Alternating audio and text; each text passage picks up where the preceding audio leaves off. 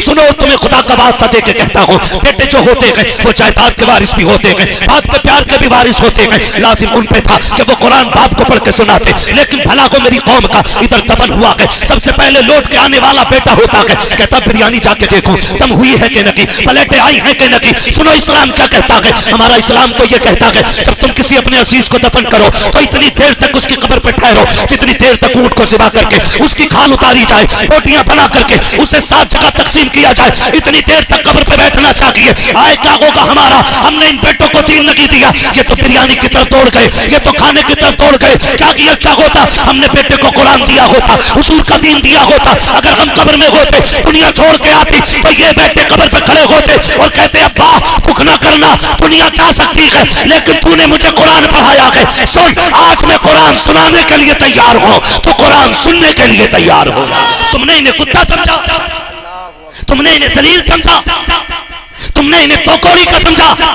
सुन, जब तो किसी कुरान वाले को जलील करता है तो मसीहत का नकीब आवाज देता है औकात में आ जा, ये घमंड का सरिया निकाल दे, कुल कायनात का मालिक मैं हूं, मेरे कुरान वालों को जलील ना कर, वरना याद रख एक दिन ऐसा गिराऊंगा कोई बचाने वाला नसीब नहीं होगा। फिर वो दिन भी आता है, हमने बड़े बड़े घमंडियों को कब्रिस्तान में पड़े देखा है, हमने बड़े बड़े घमंडियों को हॉस्पिटल में पड़े देखा है, हमने इस हाल में देखा है कि हॉस्पिटल में पड़े हैं, ऑक्सीजन मुंह पे लगा के यार रिश्तेदार आ रखे हैं, कोई जूस लेकर के आ रखा है, कोई फल लेकर के आ रखा है, लेकिन डॉक्टर ने कह दिया है कि एक बूंद हलक में नहीं डाला जाएगा, एक लुकमा नहीं खिलाया जाएगा। कहा किस लिए, अगर खिला दिया तो दर्द से तड़प जाएगा। तुम्हें क्या लगता है यह एहतियात से रुका है? नहीं, आज अल्लाह ने ताले लगा दिए हैं और खुदा की कसम के ताले लगा के खुदा बता रहा है काश तुमने कुरान वालों की इज्जत की थी, कहीं होती तो आज जिल्लत की मौत न मरते। अगर कुरान वालों की कदर करते यहाँ भी शान से रहते वहां भी शान से जा। लाओ लेकर के आओ इंजीनियर और डॉक्टरों को, लेकर के आओ वकील और जजों को, लेकर के आओ जिसको तुमने दुनिया की सारी तालीमें दी है,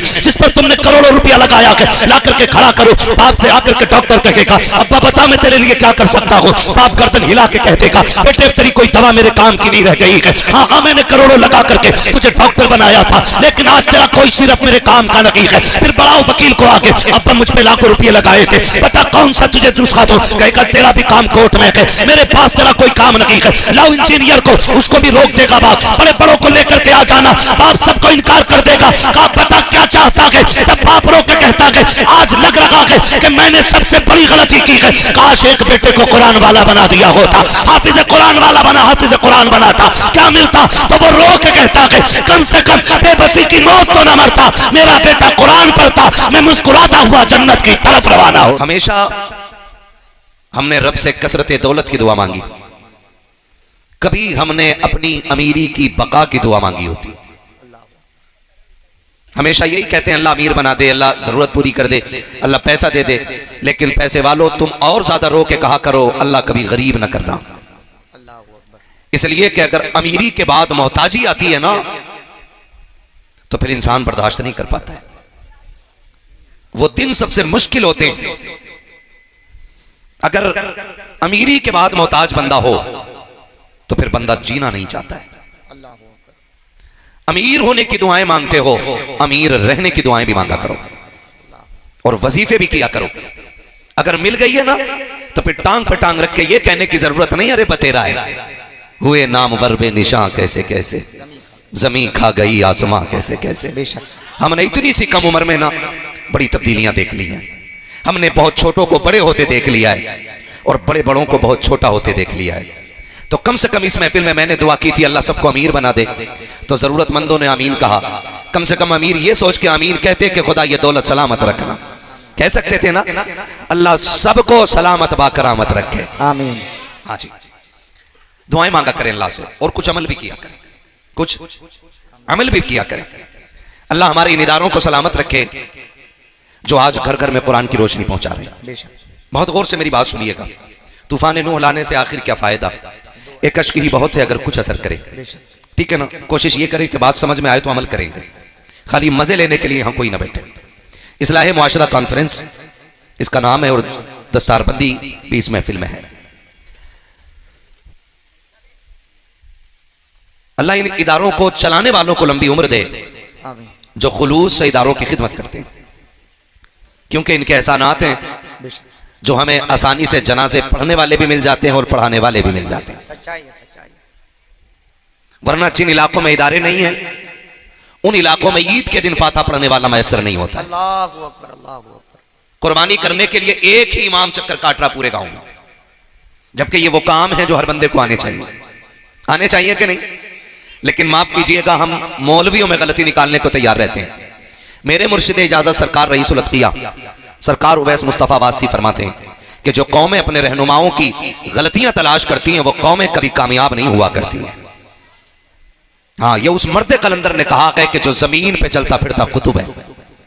उस शख्स ने यह बात कही है कि जो कौम अपने रहनुमा की गलतियां तलाश करती है वो कौम कभी कामयाब नहीं होती है। लेकिन भला हो हमारी कौम का, हम तो 10 रुपए देके भी मौलवी को जलील करने पे लगे रहते हैं। एक रसीद कटवा के साल भर इमाम साहब से सलाम करवा रहे, 50 रुपए मदरसे में देके ये चाहता है मौलवी मेरे लिए उठ के खड़ा हो। मुझे एक बात बताओ, ये जो उलमा बैठे हैं इनमें से किसके 8 हाथ पैर हैं? कितने इनके हाथ पैर? कितने दिख रहे हैं ना? कितने? आंखें कितनी है? सर कितने? सर कितने? कान कितने? तो मतलब जैसे हम वैसे ये है, अलग से कोई एक्स्ट्रा चीज नहीं है। लेकिन हम इनका एहतराम क्यों करते हैं? क्योंकि इनके सीने में रब का दिया हुआ दीन मौजूद होता है। बेशक बेशक बेशक। इतनी बात समझ में आ गई ना? इसलिए इज्जत करते हैं कि इनके सीने में रब का दिया हुआ दीन है, हुजूर का लाया हुआ कुरान है, इसलिए इनका एहतराम करते हैं। जरा दिल पे हाथ रख के बताइएगा, अगर इज्जत इसलिए करते हैं कि ये कुरान वाले हैं, इज्जत इसलिए करते हैं कि ईमान वाले हैं, इज्जत इसलिए करते हैं कि ये इस्लाम वाले हैं, तो फिर इन कुरान वालों के लिए कपड़े तभी क्यों बनते हैं जब अब्बा मर जाता है? बहुत गौर से मेरी बात सुनिएगा। आपको आपकी दौलत मुबारक हो, आपको आपका पैसा मुबारक हो। इस कौम के लिए कपड़े तभी बनते हैं जब बाप का जनाजा उठ जाता है। हम इस कौम को तभी दावत देते हैं जब अम्मा का 40वां आता है। इस कौम का हक नहीं है कि हम इसे शादी पे भी दावत दें? क्या इस कौम का यह हक नहीं है कि बेटे के वलीमे के दिन एक जोड़ी कपड़े इमाम को भी बना दिए जाएं?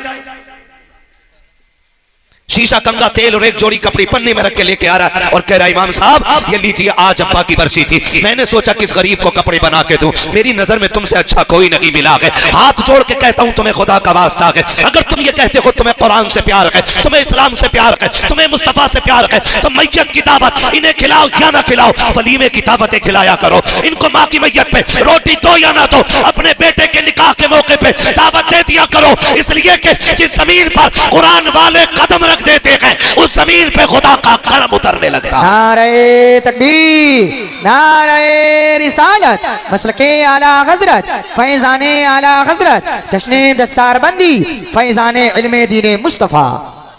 बुरा तो नहीं लग रहा है आपको? बुरा तो नहीं लग रहा है? जिन्हें लग रहा है तो फिर उनके लिए सीधी बात है, मैं आईना को दिखाऊंगा दाग चेहरे के, जिसे खराब लगे सामने से हट जाए। यहां चापलूसी करने नहीं बैठे, यहां दो टोक बात होनी है। हमने ही कुरान वालों की कदर खराब की है, हम ही ने कुरान वालों की बेइज्जती की है। बुरा मत मानिएगा। पहली बात तो शादी में दावत होती नहीं, और अगर हो भी जाए ना हजरत तो बुलाना भूल जाता है। 4 बजे कह रहा है, 4 बजे कह रहा है, हाफिज जी बच्चे ना आए यारो, कि तुमने दावत की थी मगर बुलाने तो नहीं भेजा। अरे हम तो सोच रहे खुद आ जाएंगे। सुनो, ये कुरान वाले इतने खुददार होते हैं, ये फाके मर तो सकते हैं, जिल्लत के दस्तरखान पे कभी टुकड़े तोड़ने नहीं जा सकते हैं। वक्त कम है मेरे लाल, हाँ ये याद रखिएगा, ये जिल्लत के टुकड़े तोड़ने कभी नहीं जाएंगे। याद नहीं रहा? मैंने कही थी उससे गुड्डू से बुला ला, और गुड्डू इतना बिजी है कि ये बस पूछो ही मत, पूरा देश चला रहा है। अल्लाह अकबर, अल्लाह। जरा दिमाग लगाएं हम लोग, हमने कहां इज्जत दी कुरान वालों को। और हजरत बच्चे आ जाएं तो एक आवाज लगती है घर में, हाफिज जी आ गए, इन्हें रोटी कहां खिलानी है? सही बात। तो कह रहा है उधर कोने में दरी डाल के खिला दे। कहां? कोने में दरी डाल के खिला दे। क्यों? वो जो टेंट लगा है, वो जो कुर्सियां लगी है, वो किसके लिए? नाना उस पे वीआईपी लोग खाएंगे। ये हाफिज जी लोग कोने में डाल दिए जाएं। मैं आपसे पूछना चाहता हूं, आज लगता है ना कि आपको ये सबसे सस्ते कपड़े पहनने वाले हैं, ये सबसे घटिया कपड़े पहनने वाले हैं। अल्लाह की इज्जत की कसम खा के कहता हूं, लाओ उठा कर खिलाओ एक एक पैसे वाले को, खड़ा करो मस्जिद के इमाम के सामने, जिसे तुम 5,000 6,000 8,000 देते हो, उसके कपड़े लाखों कमाने वाले के सामने मिलाओ। खुदा की कसम खा के कहता हूं, मक्की बैठी होंगी अमीरों के कपड़े पे, मुस्तफा के दर के जो वारिस होते हैं उनके कपड़ों की खुशबू भी अलग होती है, उनके कपड़ों की चमक भी अलग हुआ करती है। नारे तकबीर, नारे रिसालत, मजहब इस्लाम, पैगंबर इस्लाम, तालीमात इस्लाम। माशाअल्लाह माशाअल्लाह, वाह वाह। पढ़ाएंगे इंशाअल्लाह बच्चों को, इंशाअल्लाह इज्जत करेंगे उलमा की। सामने से बैठ के कह रहे हैं हाफिज जी बन जाएगा तो क्या करेगा, मस्जिद में इमामत करेगा। अल्लाहु अकबर, अल्लाहु अकबर। कितना कमा लेगा, कितना कमा लेगा, मौलवी से ज्यादा कौन कमाने वाला है। वाह अगर बनो तो जी जी। हम ना खाली तनकीद करना जानते हैं, तनकीद ना किया करो, दुआएं मांगा करो, अल्लाह नस्ल में एक कुरान वाला बना दे। आमीन। मरना है ना, कितने लोगों को मरना है, हाथ उठा के बता दे। जिनके हाथ नहीं उठे हैं ना, अल्लाह उनकी आज की रात मलाकुल मौत से मुलाकात करा दे। अल्लाहु अकबर। मुलाकात मांगी है, मौत नहीं मांगी है जी। डर क्यों रहे हो, यकीन है ना, मरना है ना। और ऐसा नहीं है आज हाथ उठेंगे तो आज ही मर जाएंगे। मोमिन मरने से डरता नहीं, डरता जोर से डरता इसलिए कि हम जीने के लिए आए ही नहीं है, हम तो आए ही मरने के लिए। वाह वाह वाह, है ना, हम तो आए ही मरने के लिए के जब तक हुजूर नहीं आए थे लोग जीने को तरजीह देते थे, जब से हुजूर आए हैं लोगों ने मरने को तरजीह देना शुरू कर दी है। क्यों क्यों? सिर्फ वजह इतनी है कि जब पता ये चल गया है कि कब्र में हुजूर की जियारत होनी है, सुभान अल्लाह सुभान अल्लाह, तो फिर बंदा मरने से डरता। तैयारी करनी चाहिए, मौत का खौफ रखना चाहिए, मरने से नहीं डरना चाहिए जी, है ना। तैयारी करनी है ना, इंशाल्लाह करेंगे ना, इंशाल्लाह तैयारी। आओ, कितने लोगों की तैयारी पक्की हो गई है, कितनों की तैयारी पक्की हो गई है, सारी तैयार बैठे ना। अल्लाह करे थोड़ी देर बाद समझ लो मेरा ये जुमला, मैं मजीद तनकीद नहीं करूंगा। खुदा रहा दुआएं मांगा करो अल्लाह से, अल्लाह एक कुरान का कारी बना दे, एक कुरान का कारी बना दे। शादी वाले दिन ना फट जाते हैं लोग, फट। हाँ, और मौलाना बारात में पहुंच जाना तो कोर्ट वाला यूं झटका मार के बाल को देखते, अच्छा ये भी आए क्या। हाँ, झटका मार के बालों को ऐसे देख। हाफिज जी भी बारात में, क्यों, यहाँ चोरी वाली पार्टी आई है नहीं ना। और ये घुग्गू कब बनता है, ये कितनी जितना बड़ा ऐसे फिर रहा होगा ना, और सारे बटन खोल के जब निकाह का टाइम आवे ना, निकाह के टाइम कोने पकड़ता, अभी आओ कोने तो, और जब निकाह पढ़ाने की बारी आती है, अल्लाह माफ करे, कभी कभी मैं तो निकाह पढ़ाना ही नहीं चाहता हूं, हाँ हर जगह पार कर जाएगा, लेकिन जब युही और युमीद पे आता है तो इतने झटके खा रहा है जैसे इधर स्टार्ट हो रहा। हाँ, ये कंडीशन है हमारी। काबिलियत देखें, हमारे पास कितनी किताबें हैं आसमानी, अरे हमारे पास एक है। वो किताब कौन सी है, जोर से बोले, और जोर से, क्या है, कुरान है वो। अगर वो नहीं पढ़ा तो फिर क्या पढ़ा, अगर वो ही नहीं पढ़ा तो क्या पढ़ा। फजर में उठ के मैगजीन खोलते, अखबार, आंख नहीं खुली, ऐसे मसल कर रहे हो, गेट पे उठा के ले जा रहे हो, 15 मिनट पढ़ के चाय की दुकान पे आके कहता, सुनो सरकार अब क्या उसकी बन रही है, कि तुझे किसने बताया, कि हाँ हाँ देख लियो, क्योंकि जितना झूठ अखबार में बोला जाता है उससे कहीं ज्यादा फिर ये बोलने लगता।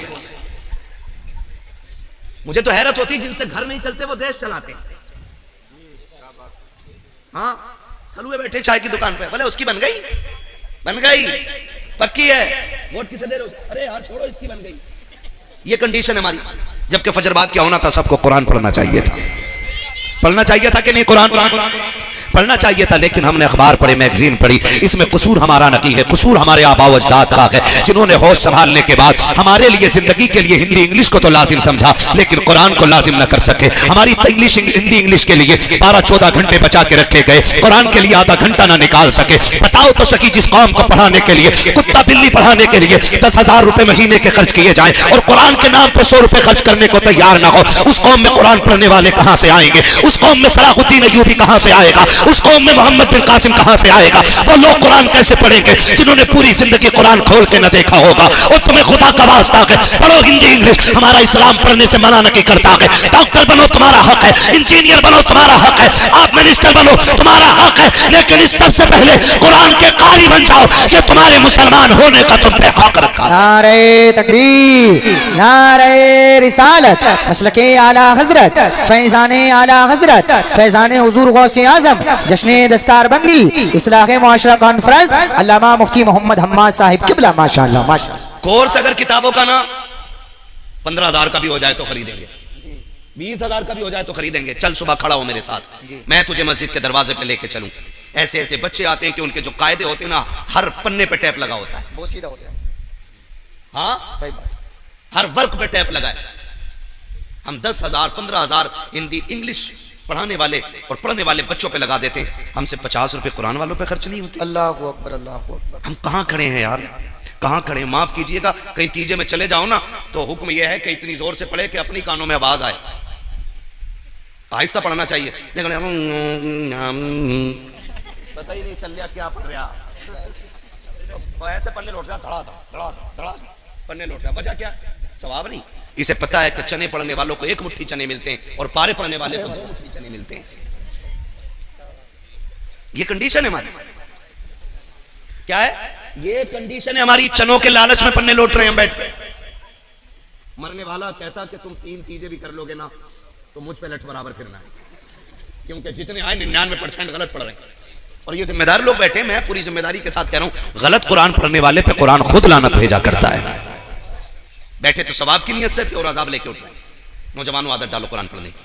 आपकी बस्ती में, आपके मोहल्ले में जो आलिम हो, हाफिज हो, कारी हो, आप उनसे कहो कि मेहरबानी करके थोड़ा सा वक्त हमें दो, हम उस कुरान को पढ़ना चाहते हैं जो कुरान महबूब के सीने पे नाजिल किया गया है, सुभान। और वैसे पढ़ना चाहते हैं जैसे पढ़ के जिब्रील ने हुजूर को सुनाया है, सुभान। है ना? करेंगे कोशिश, ये करके देखो। और कुरान अपना वजीफा बनाओ। कुरान सिर्फ मैयतें बख्शवाने नहीं आया था, बेशक। कुरान सिर्फ भूत उतारने नहीं आया, कुरान हमें ज़ाब्ता-ए हयात देने के लिए आया, बेशक बेशक, जीने का सलीका देने के लिए आया। और आज वही नहीं है। अब्बा मेरा और मैं जाता हूं मदरसे मांग के 3 बच्चे दे दो कब्र पे बैठाने। क्यों? ये कुरान पढ़वाना 3 दिन लगातार, बुरा मत मानिएगा, 3 दिन कब्र पे बैठा के कुरान पढ़वा रहे हो आप। हक किसका था पढ़ने का? बेटे का था। किसका था? क्यों था बेटे का? क्योंकि वारिस ही है, नाई भी है, और उसकी जायदाद का हकदार ये। तो कुरान किसको पढ़ना चाहिए था? बोलो, किसको पढ़ना चाहिए था? आगे मैंने बंदे बैठा लिए तो पीछे वाले ये न सोचे छुट जाओगे आप। किसको पढ़ना चाहिए था? और पढ़वाने के लिए जा रहे मस्जिद में के बच्चे दे दो कुरान पढ़ने के लिए। एक जगह जाना हुआ, मिले बच्चों से मुलाकात हुई, बच्चों की आंखें सूजी हुई थी। मैंने कहा मेरे लाल बता तो सही, आंखों में क्या हो गया? कहा एक जगह कुरान पढ़ने के लिए कब्र पे गए थे, एक बेटे ने अपने बाप की कब्र पे 3 दिन बैठा के कुरान पढ़वाया और सोने नहीं दिया था। मुझे बता तो सही, किसी पे सितम करके तुझे क्या लगता है तेरे बाप की कब्र में ठंडक पैदा हो जाएगी? तुझे क्या लगता है अगर कुरान वालों पे ये सितम किया जाए तो उन्हें सोने न दिया जाए तो तेरे बाप को राहत मिलेगी? सुनो, वाह वाह वाह, मुफ्ती साहब जवाब देंगे। माशाल्लाह माशाल्लाह।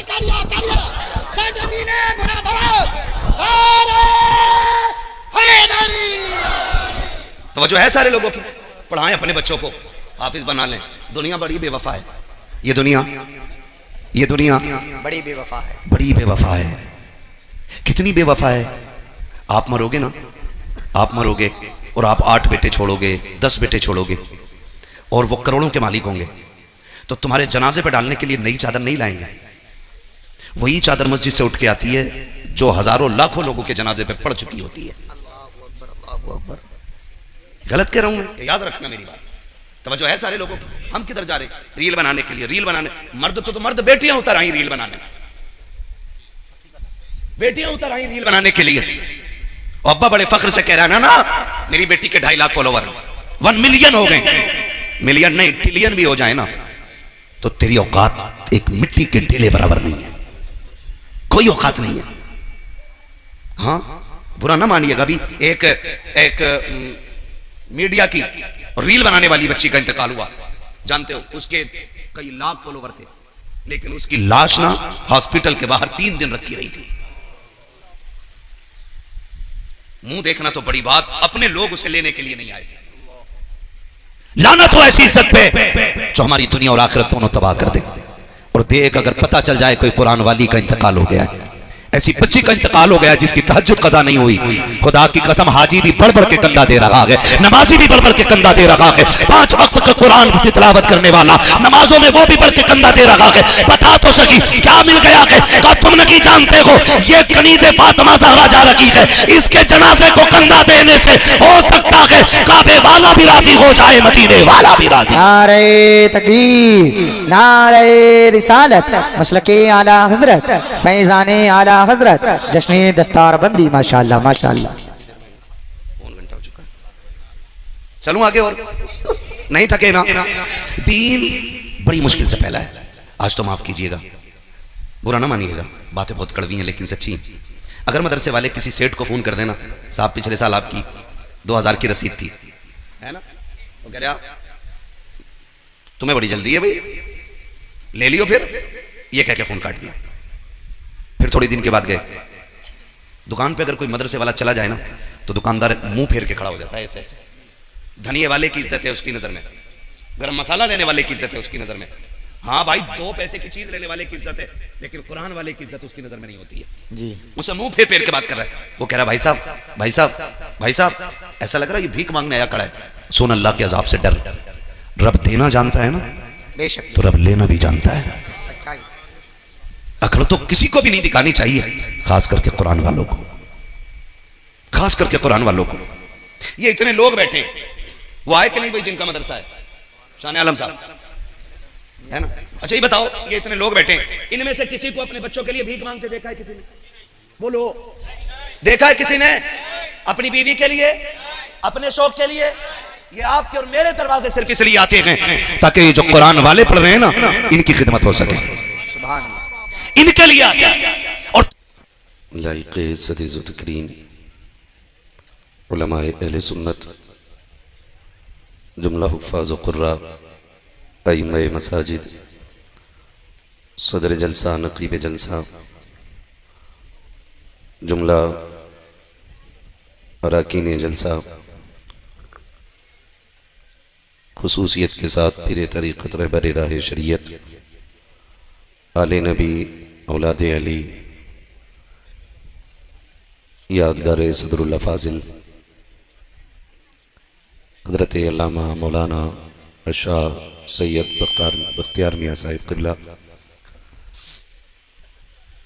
जुमला उलमाए अहले सुन्नत, महफ़िल पाक में तशरीफ़ फरमा मोहतरम बुज़ुर्गों, नौजवान साथियों, अज़ीज़ बच्चों, इस्लामी रिश्ते की इफ़्फ़त में आप पर्दा नशीन माँ और बहनों, जुमला सामईन सामियात, अस्सलामु अलैकुम व रहमतुल्लाहि व बरकातुहू। वालेकुम अस्सलाम व रहमतुल्लाहि तआला व बरकातुहू। अल्हम्दुलिल्लाहि रब्बिल आलमीन वल आक़िबतु लिल मुत्तक़ीन वस्सलातु वस्सलामु अला रसूलिहिल करीम, अम्मा बअद, फ़अऊज़ु बिल्लाहि मिनश शैतानिर रजीम, बिस्मिल्लाहिर रहमानिर रहीम, व अम्मा बिनिअमति रब्बिका फ़हद्दिस, आमन्तु बिल्लाहि सदक़ल्लाहु मौलाना अज़ीम व सदक़ रसूलुहुन नबियुल उम्मियुल मुतीउल मुबीनुल मुईनुल करीम, व नहनु अला ज़ालिका लमिनश शाहिदीन व शाकिरीन वल्हम्दुलिल्लाहि रब्बिल आलमीन। या खुदा बहरे जनाबे मुस्तफ़ा इमदाद कुन, या रसूल अल्लाह अज़ बहरे खुदा इमदाद कुन, या शहीद करबला, या दाफ़िए करबो बला, गुल रुखा शहज़ादे गुलगों क़बा इमदाद कुन, गौसे आज़म बमने बेसरो सामा मददे, क़िबले दी मददे, काबे ईमा मददे, बगिरदा बे बला उफ्ताद कश्ती, मदद कुन मदद कुन मदद कुन, या मुईन अद्दीन चिश्ती, क़ादिरियम नारे, या गौसे आज़म मीज़नम, दमज़ शेख अहमद रज़ा ख़ां क़ुत्ब आलम मीज़नम, बलग़ल उला बिकमालिही, कशफ़त दुजा बिजमालिही, हसनत जमीउ खिसालिही, सल्लु अलैहि व आलिही। करूँ तेरे नाम पे जाँ फिदा, न बस एक जाँ दो जहाँ फिदा, दो जहाँ से भी नहीं जी भरा, करूँ क्या करोड़ों जहाँ नहीं। सुभान अल्लाह, नारे तकबीर, हाथ उठा करके नारे तकबीर, नारे रिसालत, मसलके आला हजरत, फैजाने आला हजरत, अल्लामा मुफ्ती मोहम्मद हम्माद साहिब क़िबला क़ादरी, माशाअल्लाह माशाअल्लाह। जिसको अपने नबी से जितनी मोहब्बत का एहसास हो, कोशिश करें सारे लोग उतनी ही आवाज़ के साथ रसूल और आले रसूल की बारगाह में दुरूद सलाम की डालियाँ निछावर कर लें। पढ़े बाबाज़ बलद अल्लाहुम्मा सल्ली अला सय्यदिना मुबारक वसल्लिम व शफीइना व नबीना व मौलाना सलातम व सलाम अलैका या रसूलल्लाह या हबीबल्लाह या हबीबल्लाह या हबीबल्लाह सल्लल्लाहु तआला अलैहि वसल्लम। मुअज़्ज़ज़ हाज़रीन किराम, बेपनाह मुबारकबाद के मुस्तहिक़ हैं क़ारी शान आलम साहब और उनकी कमेटी के तमाम अफराद जिन्होंने इस महफिल को इस मेहनत और मोहब्बत के साथ सजाया कि 1 बज रहा है जी, लेकिन महसूस हो रहा है कि महफिल अभी शुरू हो रही है। माशाअल्लाह माशाअल्लाह। यकीनन ये इनके इखलास की बेशक बेशक एक मजबूत दलील है कि दिल से जो बात निकलती है असर रखती है, पर नहीं ताकत परवाज मगर रखती है। बेशक जिस मोहब्बत से इस महफिल को सजाया गया, उसी मोहब्बत से आप हज़रात ने इसमें शिरकत का शरफ भी हासिल किया गया। जी, मिंबर रसूल पर जो शख्सियत मेरे महफिल की हैसियत से जलवगर है, वो शख्सियत मोहताज तारुफ नहीं। अल्हम्दुलिल्लाह। अगर मैं कहूँ कि ये उस घराने से ताल्लुक़ रखते हैं कि जो घराना पूरे मुरादाबाद के फ़ख्र का सबब बना हुआ है। हो सकता है मुरादाबाद वालों की नज़र में वो बात ना हो। हम जानते हैं कि जब यूपी के बाहर कहीं भी जाना होता है तो 2 मुरादाबाद हैं, एक ये और एक गंज मुरादाबाद। लोग जब बात करते हैं कि आप किस मुरादाबाद से हैं, तो एक बार मुसाफा तो वो तब कर लेते हैं जब देखते हैं, और जब हम दूसरी मर्तबा कहते हैं कि हम उस मुरादाबाद से हैं जिस मुरादाबाद में सदरुल फाजिल। क्या बात है, नारे तकबीर, नारे रिसालत, मसलके आला हजरत, फैज़ाने हुजूर सदरुल फाजिल जिंदाबाद जिंदाबाद। आप अंदाजा लगाइए कि जब हुजूर सदरुल फाजिल का नाम आता है ना, तो बंदा सामने से उठ के खड़ा हो जाता है। अल्लाह अल्लाह। इतनी अजीम शख्सियत हुजूर सदरुल फाजिल की ज़ात में मौजूद है, सुभान अल्लाह, उनकी शक्ल में मौजूद है, और उन्हीं की यादगार, अल्हम्दुलिल्लाह, उन्हीं का फैज़ान लेकर के उन्हीं के शहजादे हुजूर सैयद बख्तियार मियाँ साहिब क़िबला दामज़िल्लहुल आली मिंबर शरीफ पर बैठे हुए हैं। अल्हम्दुलिल्लाह। ये अपनी जगह है कि ये बात के वो हुजूर सदरुल फाजिल की नस्ल से हैं, लेकिन इससे भी बड़ी बात यह है कि वो मदीने वाले मुस्तफ़ा की आल से है। अल्हम्दुलिल्लाह माशाअल्लाह माशाअल्लाह। और अभी थोड़ी देर में आप देखेंगे एक चेहरा आपके रूबरू होगा कि जो बरेली से अकेला चल करके नहीं आया है।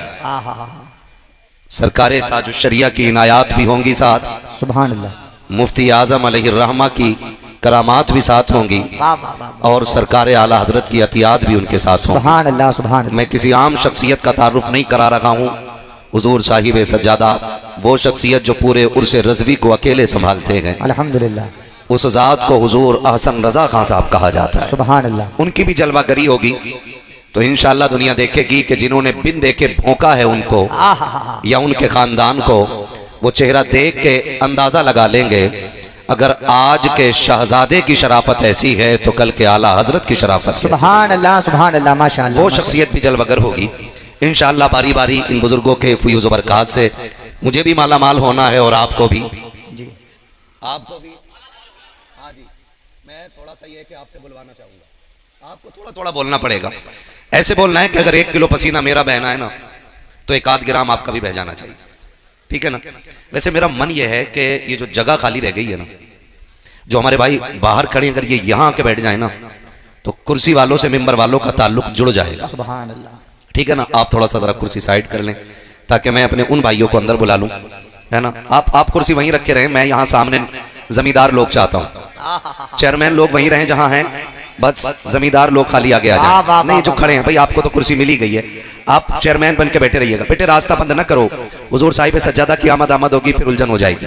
हाँ माशाल्लाह, आ जाओ भाई, आगे निकल आओ। कोई नहीं, कुर्सी 5 साल के लिए मिलती है और जमींदार लाइफ टाइम के लिए बंदा होता है ना। हाँ माशाल्लाह, अब जगह खाली नहीं रह गई। खैरियत है आप लोग? सुकून में है जमीन पे बैठ के, है ना? हजरत अली फरमाते हैं कि बैठने के लिए सबसे अच्छी जगह जमीन होती है, इसलिए कि जो जमीन पे बैठता है वो कभी गिरा नहीं करता है। हम कुर्सी पे बैठे लेकिन हर लम्हा खतरा लग रहा है। हजरत ऐसे हिल रही है जैसे आंधी में पेड़ हिला करते हैं, ठीक है ना? तो टेंशन ना लीजिए, लेकिन आप आगे बैठे हो ना तो आपकी थोड़ी सी ड्यूटी ज्यादा रहेगी। किस चीज की? जब बात अच्छी लगे तो आपको बोलना है सुभान अल्लाह। माशाअल्लाह, बस काम हो गया। हाँ, और अब आप एक डिस्प्ले बन गए, और डिस्प्ले अच्छी होती है तो पूरी मार्केट अच्छी लगने लगती है। सुभान अल्लाह, पूरी मार्केट अब आपके सहारे है। साथ नहीं छोड़ेंगे ना इंशाल्लाह? नहीं छोड़ेंगे ना? अभी आपने नकीब अहले सुन्नत से इस खूबसूरती के अंदाज में सुना कि यकीनन जी कर रहा था कि ये सुनाते रहे, हम सुनते रहे, है ना? बहुत खूबसूरत लबो लहजे में खूबसूरत शायरी सुनाई और दिल के साथ भी पढ़ रहे थे। ये दिल के साथ भी पढ़ रहे थे, खाली लफाजी नहीं थी उसमें, कहीं ना कहीं दिल का दर्द भी था। खुदा करे कि वो दिन आए हम सब हुजूर के मदीने जाएं, आमीन कह दो। हाँ जी, हाँ बेटे कोई बात नहीं, आज टोपी नहीं आए ओढ़ के, लेकिन अगली बार टोपी ओढ़ के आइएगा। कोई नहीं ना, जल्दी में आ गए होगे, आइंदा तैयारी के साथ आएंगे इंशाल्लाह। तो दुआ है अल्लाह ताला हम सबको हुजूर का मदीना दिखा दे, आमीन। उनसे पहले मताह खैरुल अनाम शायर अहले सुन्नत जनाबे शान अरब मुरादाबादी, जो हमारे मुरादाबाद को पूरे हिंदुस्तान में मशहूर कर रहे हैं, उनसे कम वक्त में खूबसूरत नाते सुनी। अल्लाह ताला मजीद बरकतें और तरक्कियां अता फरमाए, आमीन। उनसे पहले आपने हुजूर सैयद साहब क़िबला से मुकम्मल मुदल्लल मुफस्सल बयान मुलाहिज़ा फरमाया। अल्हम्दुलिल्लाह। भाई इनकी बराबरी कौन कर सकता है? ये इतने बड़े लोग हैं, इतने बड़े लोग हैं कि कैसे आकाओं का बंदा हूँ, बोल बाले मेरी सरकारों के। बेशक। तो हुजूर सैयद साहब क़िबला ने एक अच्छी गुफ्तगू फरमाई।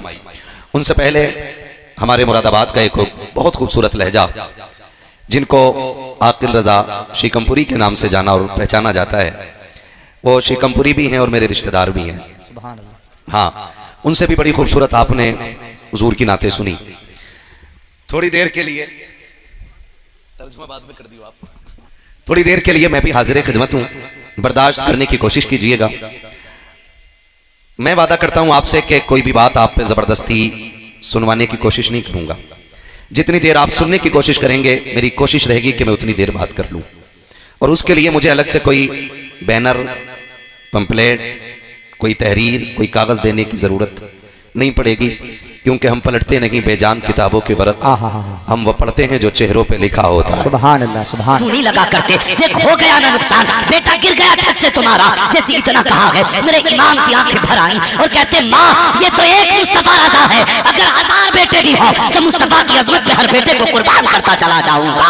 ये कह के आपने कहा था तो कि शाम ये मानने को तैयार नहीं है, मैं तैयार नहीं हूँ। मेरे नबी वो है जिनकी हुकूमत जमीन पे भी चलती है, आसमान पर भी चलती है। अभी ये बात चल ही रही थी कि इतने में मुस्तफा रज़ा उठे, आला हजरत के बेटे मुफ्ती आजम हिंद उठने के बाद कपड़े झाड़े, झाड़ने के बाद बाप के पीछे आए, कमर पे हाथ रख के कहने लगे अब्बा जी डटे रहिए, मुस्तफा रज़ा बिल्कुल सलामत है, मुझे कोई चोट न लगी है। अल्लाह अकबर। मेरे इमाम कहते हैं धोखेशा मैं मानने के लिए तैयार नहीं हूँ, बल्कि तुम मानो कि मेरे नबी की हुकूमत जमीन पर भी है, आसमान पर भी है।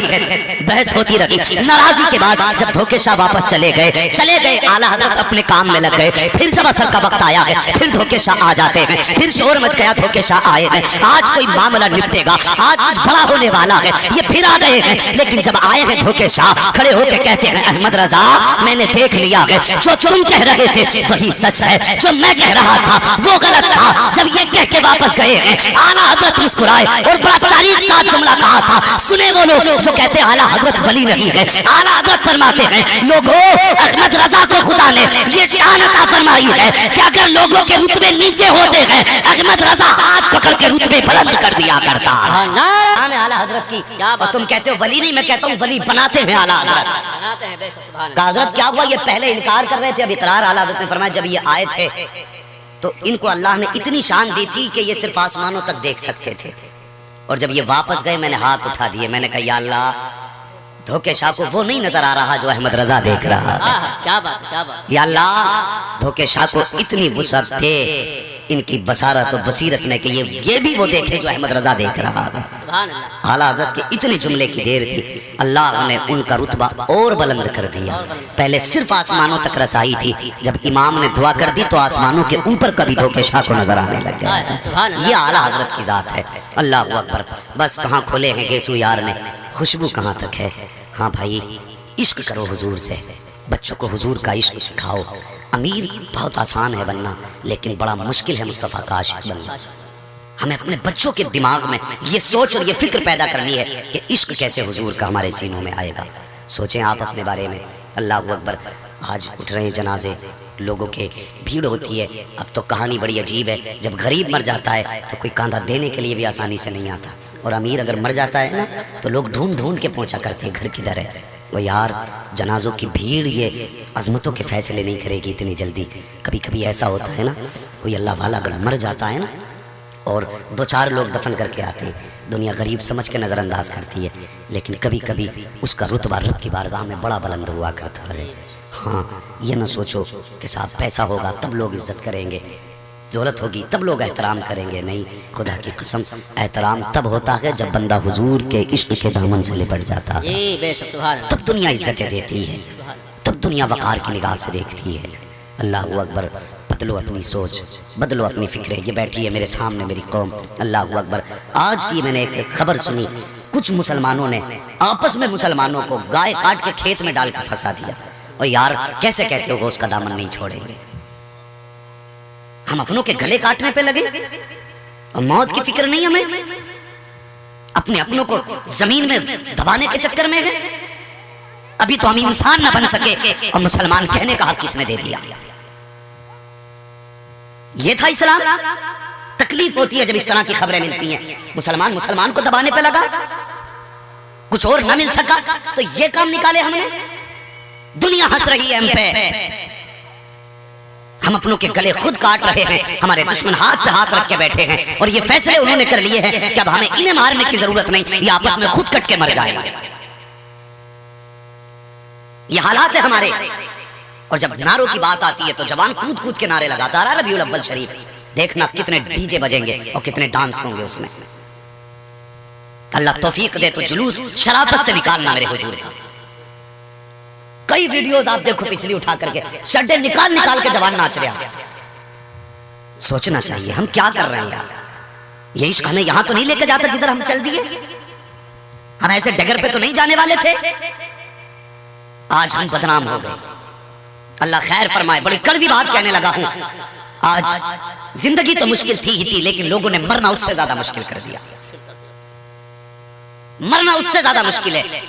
गरीब पहले जीने के बारे में सोचता था, मुश्किल होती थी, जिंदगी मौत को गले लगा लेता था, लेकिन आज जानता है कि जिंदगी तो जैसे तैसे कट जाएगी, लेकिन मर गया ना तो आज के ये फजूल खर्चे, 1.5 क्विंटल तीजों में चनों का पढ़ा जाना, 3-3, 4-4 भगोने बिरयानियों के बनने, मेरे बाद मेरे बच्चों पे क्या गुजरेगी। हाँ, मेरे समाज तूने क्या सितम ढाए हैं, कौन सा जुल्म न किया गया इस उम्मत पर। एक गाँव की कहानी है, नाम नहीं बताऊंगा, बाद में लोग शर्मिंदा होते सामने आते तो। और हमारी कौम तो इतनी अच्छी है, नाम बता दो तो गाँव के पीछे पड़ जाते हैं। लेकिन एक बात इशारतन बताता जान चलूंगा। एक बड़ा गरीब आदमी था, अभी की बात है, महीना भर पहले की। अभी लॉकडाउन में एक शख्स का इंतकाल हो गया, गुर्बत का मारा वो इंसान मर तो गया। लोगों ने, समाज के लोगों ने, अल्लाह अकबर, ये बकरीद से पहली बात है, समाज के लोगों ने दबाव डाला उस पर और ये कहा था कि अगर 40वें में गांव को खाना नहीं खिलाएगा तो हम तेरा बाइकाट कर देंगे। उस गरीब पर क्या ना गुजरी होगी। आज के समाज 40वें के खाने के लिए अपने भाई का बाइकाट करने के लिए तैयार है। और जरा सोचो तो सही, जो दुनिया से गया है वो किस हाल में गया है। उस गरीब ने 40वें का खिलाने से इनकार कर दिया तो ईद के दिन कोई कलमा पढ़ने वाला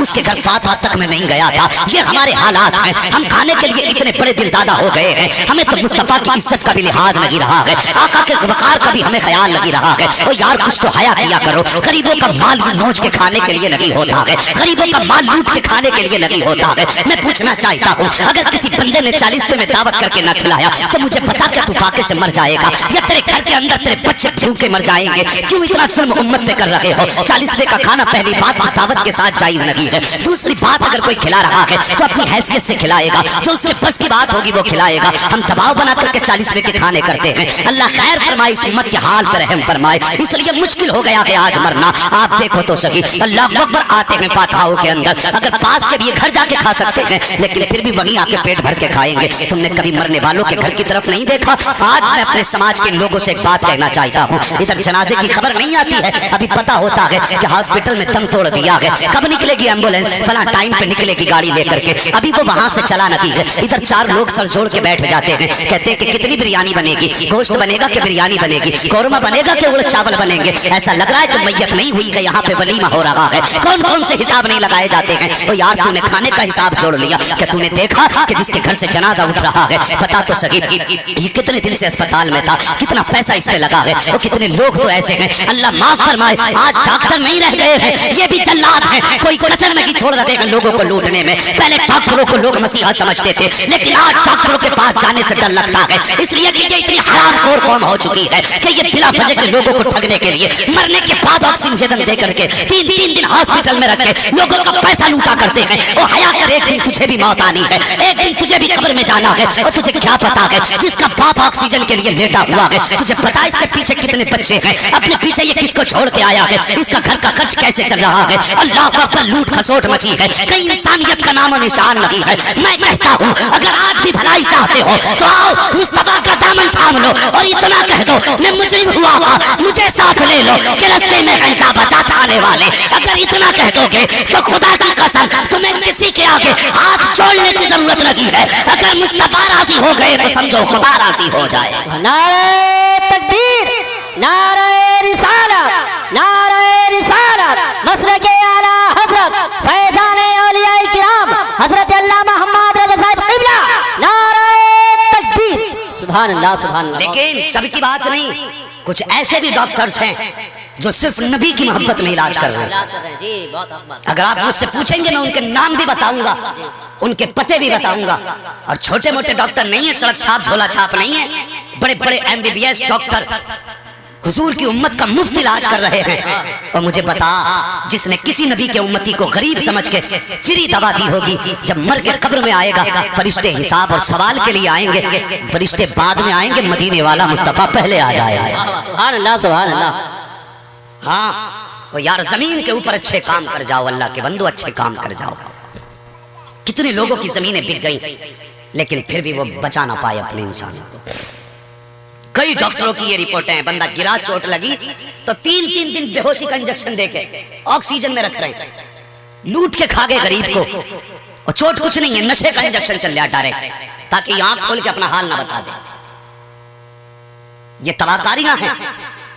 मैं कहता हूं अल्लाह महफूज रखे हॉस्पिटल से मुसलमान को। आमीन। और लोगों, अगर बीमारियां आए तो इन डाकुओं के पास मत जाना, वरना ये तुम्हारे गोश्त की बोटी बोटी बेच देंगे। अगर आफत आ जाए, किसी नेक कुरान के कारी के पास जाना, सूरे फातिहा की तिलावत पानी पे कराना और सुबह शाम पीना शुरू कर देना। खुदा की कसम, MBBS का इंजेक्शन वो काम नहीं करेगा जो कुरान की सूरे फातिहा तुझको शिफा दे दे। बेशक, सुभान अल्लाह, सुभान अल्लाह। हाँ, डॉक्टर इकबाल ने कहा था तेरे दामन में है किस लालो जवाहर की कमी, तू किसी और के दामन की तरफ क्यों देखे। अगर हाँ कोई दीनदार डॉक्टर है तो जाइए उसके पास, वरना जिंदगी की हदी से लेकर लूटने मत जाना। आज मैं अपनी कौम से पहली कह रहा हूँ, इसलिए कि मैंने हुजूर की बहुत सारी उम्मत की बेटियों को अपने आप से रो के कहते देखा है कि जो कुछ था इलाज में चला गया। अब कर्ज इतना है हजरत कि कर्ज अदा करें कि बच्चों का पेट पालें। जो जमीन थी वो भी बिक गई। और यार कितनी जगह पे अल्लाह माफ करे। और ये पेशा भाई, मेरी गुजारिश है, मरना है एक दिन, कम से कम हलाल के लुकमे खा के मर जा, हलाल के लुकमे खा के मर जा। कुछ मुस्लिम डॉक्टर्स, गैर मुस्लिमों का तो धर्म ही नहीं कोई, उनकी मर्जी उन्हें जो करना है। लेकिन मैं अपने मुस्लिम भाइयों से गुजारिश करूंगा, आज एक बात कह दूं, बुरा मत मानना, मेरी बातें कड़वी जरूर होती हैं लेकिन सच्चाई से ताल्लुक रखती हैं। हम डॉक्टरों के पास जाते हैं, अगर ऐसे नाम, एक मुस्लिम डॉक्टर का नाम मैंने सुना, जमीन कांप गई पैर के नीचे की। ऐसा लग रहा था जैसे कि बदन अब साथ न देगा। जानते हो कौन कौन सा जुर्म न करते ऐसे लोग? अल्लाह अकबर, पैसे लेकर के अगर शिकम में बच्चा, इन उलमा से पूछिए, 110 120 दिन 130 दिन बच्चा शिकम में हो जाता है, जिसमें जान पड़ जाती है, आजा बन जाते हैं। और मुझे बताओ, कुछ डॉक्टरों की यहाँ तक रिपोर्ट मिली है कि जो बच्चे दवाओं से पेट से खत्म नहीं होते, उनको पेट के अंदर की कैंचियों से काट के निकाला जाता है। मुझे बता, जिसमें जान पड़ चुकी है, उसका पैर कटेगा तो उसकी चीख निकलेगी कि नहीं निकलेगी? उसका बाजू कटेगा तो उसे दर्द होगा कि नहीं होगा? उसके बदन के टुकड़े करके ये मुस्लिम डॉक्टर्स निकालते हैं। मुझे बताओ तो सही, क्या तुम्हें खुदा को मुंह नहीं दिखाना है? क्या तुम्हें मुस्तफा का सामना नहीं करना है? कभी सामने अपने बच्चे को बैठा और उसका एक पैर का एक उंगली काट के दिखा। अगर तू उसकी उंगली काट सकता है तो फिर मैं समझूंगा वाकई तेरा जिगर मजबूत है। अगर तुझे अपने बच्चे के पैर में लगने वाली सुई के दर्द का भी तुझे गवारा नहीं हो सकता, तो तुझे अधिकार किसने दिया है कि जो बच्चा भी शिकम के अंदर है तू उसके टुकड़े कर करके निकाले? ये अधिकार तुझे किसने दे दिया? अगर नहीं सुनता है, आ कुरान के दामन में आ जा। कुरान फरमाता है फैदल मौऊदतु सुइलत बिअय्यि ज़ंबिन क़ुतिलत, और ये उनकी कहानी है जिन्हें पैदा होने के बाद मारा गया है। वो गिरबान पकड़ के पूछेंगे, बाबा मेरी खता क्या थी, मेरा कसूर क्या था जो कत्ल किया गया? और तूने जिसे पेट में काट दिया, जो अपना दर्द भी बयान न कर सका, जो खुल के रो न सका, जो अपनी आह भी तुझे सुना न सका, तूने उसे पेट के अंदर मार दिया। जब खुदा की बारगाह में आएगा तो बता कौन सा चेहरा लेकर के आएगा? रब तो ये फरमाता है जो जमीन पर रहम नहीं करता, जमीन वालों पर रहम नहीं करता है, मैं भी उस पर रहम नहीं करूंगा। और ऐसे लोग जो बेगुनाहों को कत्ल करेंगे, कयामत के दिन खुदा खुद नहीं पूछेगा, बल्कि खुद मकतूल से कहा जाएगा इससे अपना हिसाब खुद ले। अल्लाह अकबर, जिससे रब ने रहमत फेर ले, उसे बचाने के लिए कौन आएगा? उसे बख्शने के लिए कौन आएगा? मैं जानता हूँ साहिब, ये वजीफे अपनी जगह है, मैं जानता हूँ साहिब, ये चीजें अपनी जगह है, मुझे पता है शफाअत मुस्तफा अपनी जगह है। लेकिन सुन, अगर उनकी उम्मत को तुमने दुनिया में आने से पहले काटा तो ये याद रखना, तुझे तीजे नहीं बख्शवाएंगे, 40वें नहीं बख्शवाएंगे, 1000 बरसियां नहीं बख्शवाएंगे। अगर चाहता है मुस्तफा की रजा चाहना तो किसी की जान न ले। अगर जान जा रही है, आगे बढ़ जा, अपनी जान बचाने में लगा दे। अगर ये बच गया, यकीन जान कोई राजी हो न हो, मदीने वाला मुस्तफा राजी हो जाए। क्या बात है, सुभान अल्लाह सुभान अल्लाह, बहुत अच्छा, सुभान अल्लाह सुभान अल्लाह। तो हया करो, कौन सा सितम नहीं हो रहा हमारे बीच में? फिर कहते हैं बारिश नहीं हो रही, सूखा पड़ गया, डीजल महंगा हो गया। डीजल महंगा करना ये गवर्नमेंट की औकात नहीं है, महंगा कर ले, ये अजाब है अल्लाह का। उसने बारिशें रोक दी, तुम्हारे जराए उसने महंगे कर दिए ताकि बदलो अपने आप को। तो कौन सा सितम डॉक्टर नहीं कर रहे हैं उम्मत पर? और भाई पेट अपनी जगह है, अगर कच्ची छत में भी जिंदगी गुजार लेगा तो कोई तुझ पे आकर के पहाड़ नहीं गिरेंगे, मगर कम से कम हलाल की रोजी हासिल करो, हलाल की रोजी हासिल करो। हराम खा के तुमने बिल्डिंगें बना ली तो याद रखना बड़े अच्छे अच्छे मर गए आकर के, खुद बना के मकान चले गए, दूसरे उनके मकानों में राज कर रहे हैं। इसलिए या तो तुझे हमेशा रहना होता तो हम कहते तेरी मर्जी भाई, हलाल का बना ले या हराम का बना ले, लेकिन जब तुझे छोड़ के जाना है तो फिर हलाल का बना, ताकि तेरे जाने के बाद जब दूसरे रहें तो लठ तुझ पे ना फिरे। वरना याद रखना तेरी हराम की कमाई पे दूसरे ऐश करेंगे और सजा तुझे मिलेगी। ये कोशिश करें अपनी जिंदगी में हलाल रोजी की तरफ जाएं। अल्लाह किसी भी मुसलमान को इन जालिम डॉक्टरों का मोहताज ना करे। बीमारियां आए, परहेज शुरू कर दो, दवाइयों से ज्यादा फायदा अल्लाह परहेज में अता फरमाता है। हाँ, तुम लोग सोच रहे होगे ये मौलवी शुगर की दवा नहीं खाने देगा, ये मौलवी हमें दमे का कैप्सूल नहीं लेने देगा। हाँ, ले लो दवा कैप्सूल, मैं ये इनकार नहीं करता, लेकिन मैं बता रहा हूँ जो जमाने में जुल्म हो रहे हैं, बहुत अच्छा, फिर ये किसकी सजा है और क्या वजह है जो जमीन हम पे तंग होती जा रही है? यही वजूहात है। अल्लाह खैर करे हमारी कौम पर। और भाई सितम न कर किसी पे। अगर किसी का जनाजा चला गया हॉस्पिटल से तो तू चावल का हिसाब लगा के मत जा, तू पेट में नमक का पानी पी के मत जा ताकि नाक तक खा के आऊंगा। कई जगह पे ऐसा देखा हजरत कि अभी मिट्टी कब्र पे मुकम्मल नहीं होती है, लोग भाग लगा देते हैं किधर कि जाके थोड़ा सा खाने वाने का सिस्टम देखना। ऐसा लगता असल खाना था, मैयत को तो फ्री में दफनाने आए थे। इतनी फिक्र हो गई खाने की। सोचो हमारी कौम के अंदर क्या नहीं है। अल्लाह अकबर। बड़े बूढ़ों को जिन्हें समझाना चाहिए तो वही चावल का हिसाब लगा रहे। 3 भगोनी बिरयानी बनेगी, चावल कहाँ से आएगा? उसके बाद अभी जनाजा नहीं आया, ओ यार उससे पूछ जिसने बाप खोया है, क्या उसके हलक से रोटी उतरेगी? जिसने जिंदगी की खुशियां खो दी हो, क्या वो पेट भर के खा पाएगा?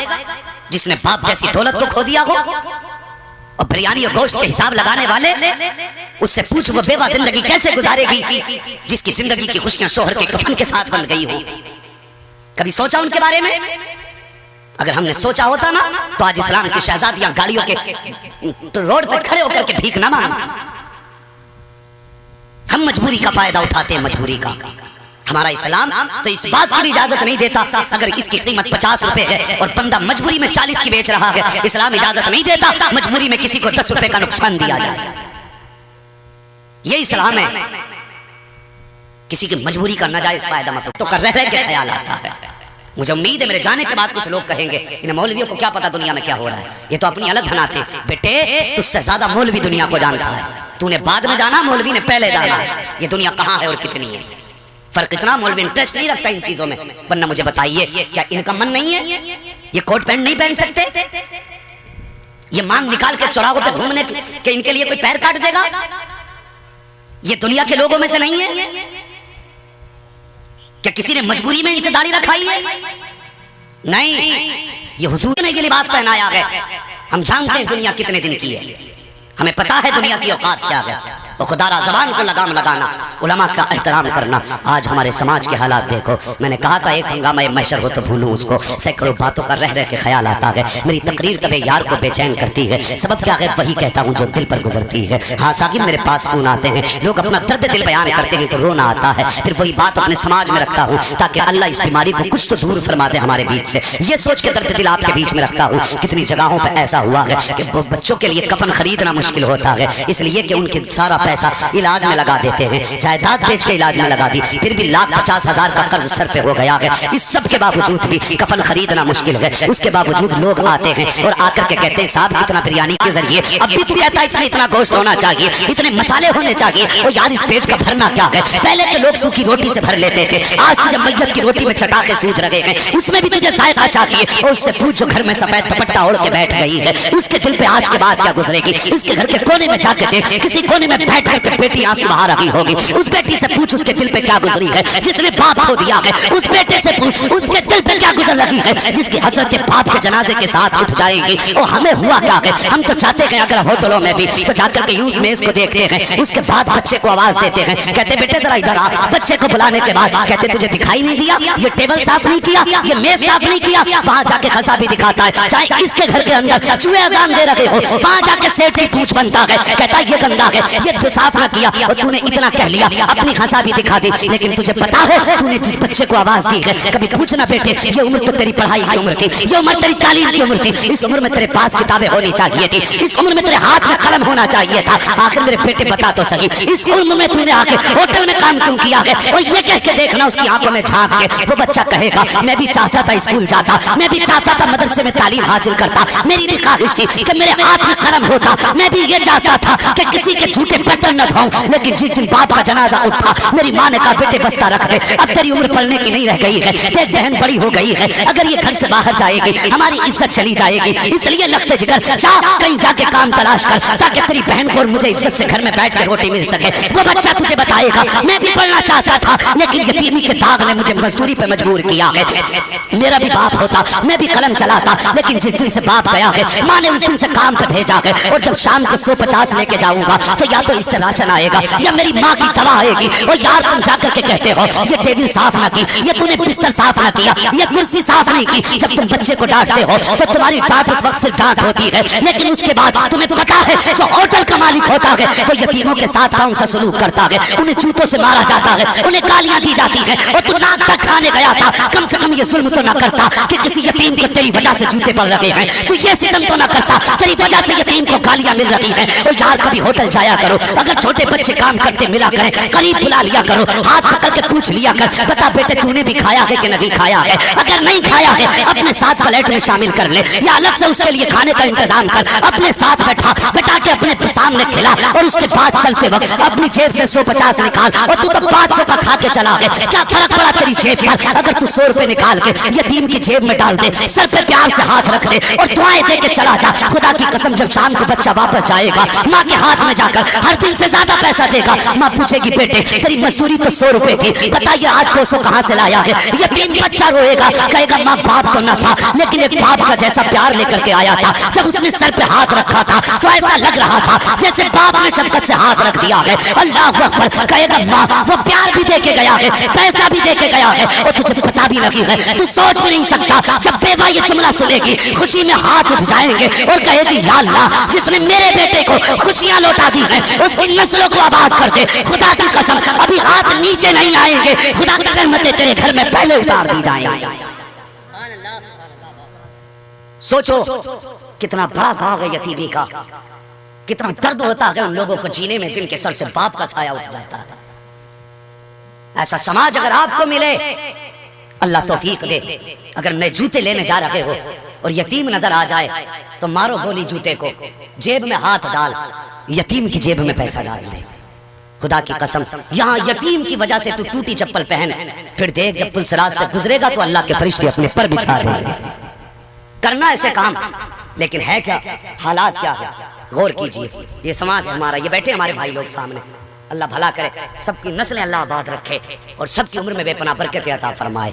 जरा मोहब्बत से कह दो या रसूल अल्लाह। इतने खामोश लोग, मैं समझता हूँ कि यकीनन आप ध्यान से सुन रहे हैं और मैं इस चीज का आदी भी नहीं हूँ कि आप शोर मचाएं मुझे मजा आए।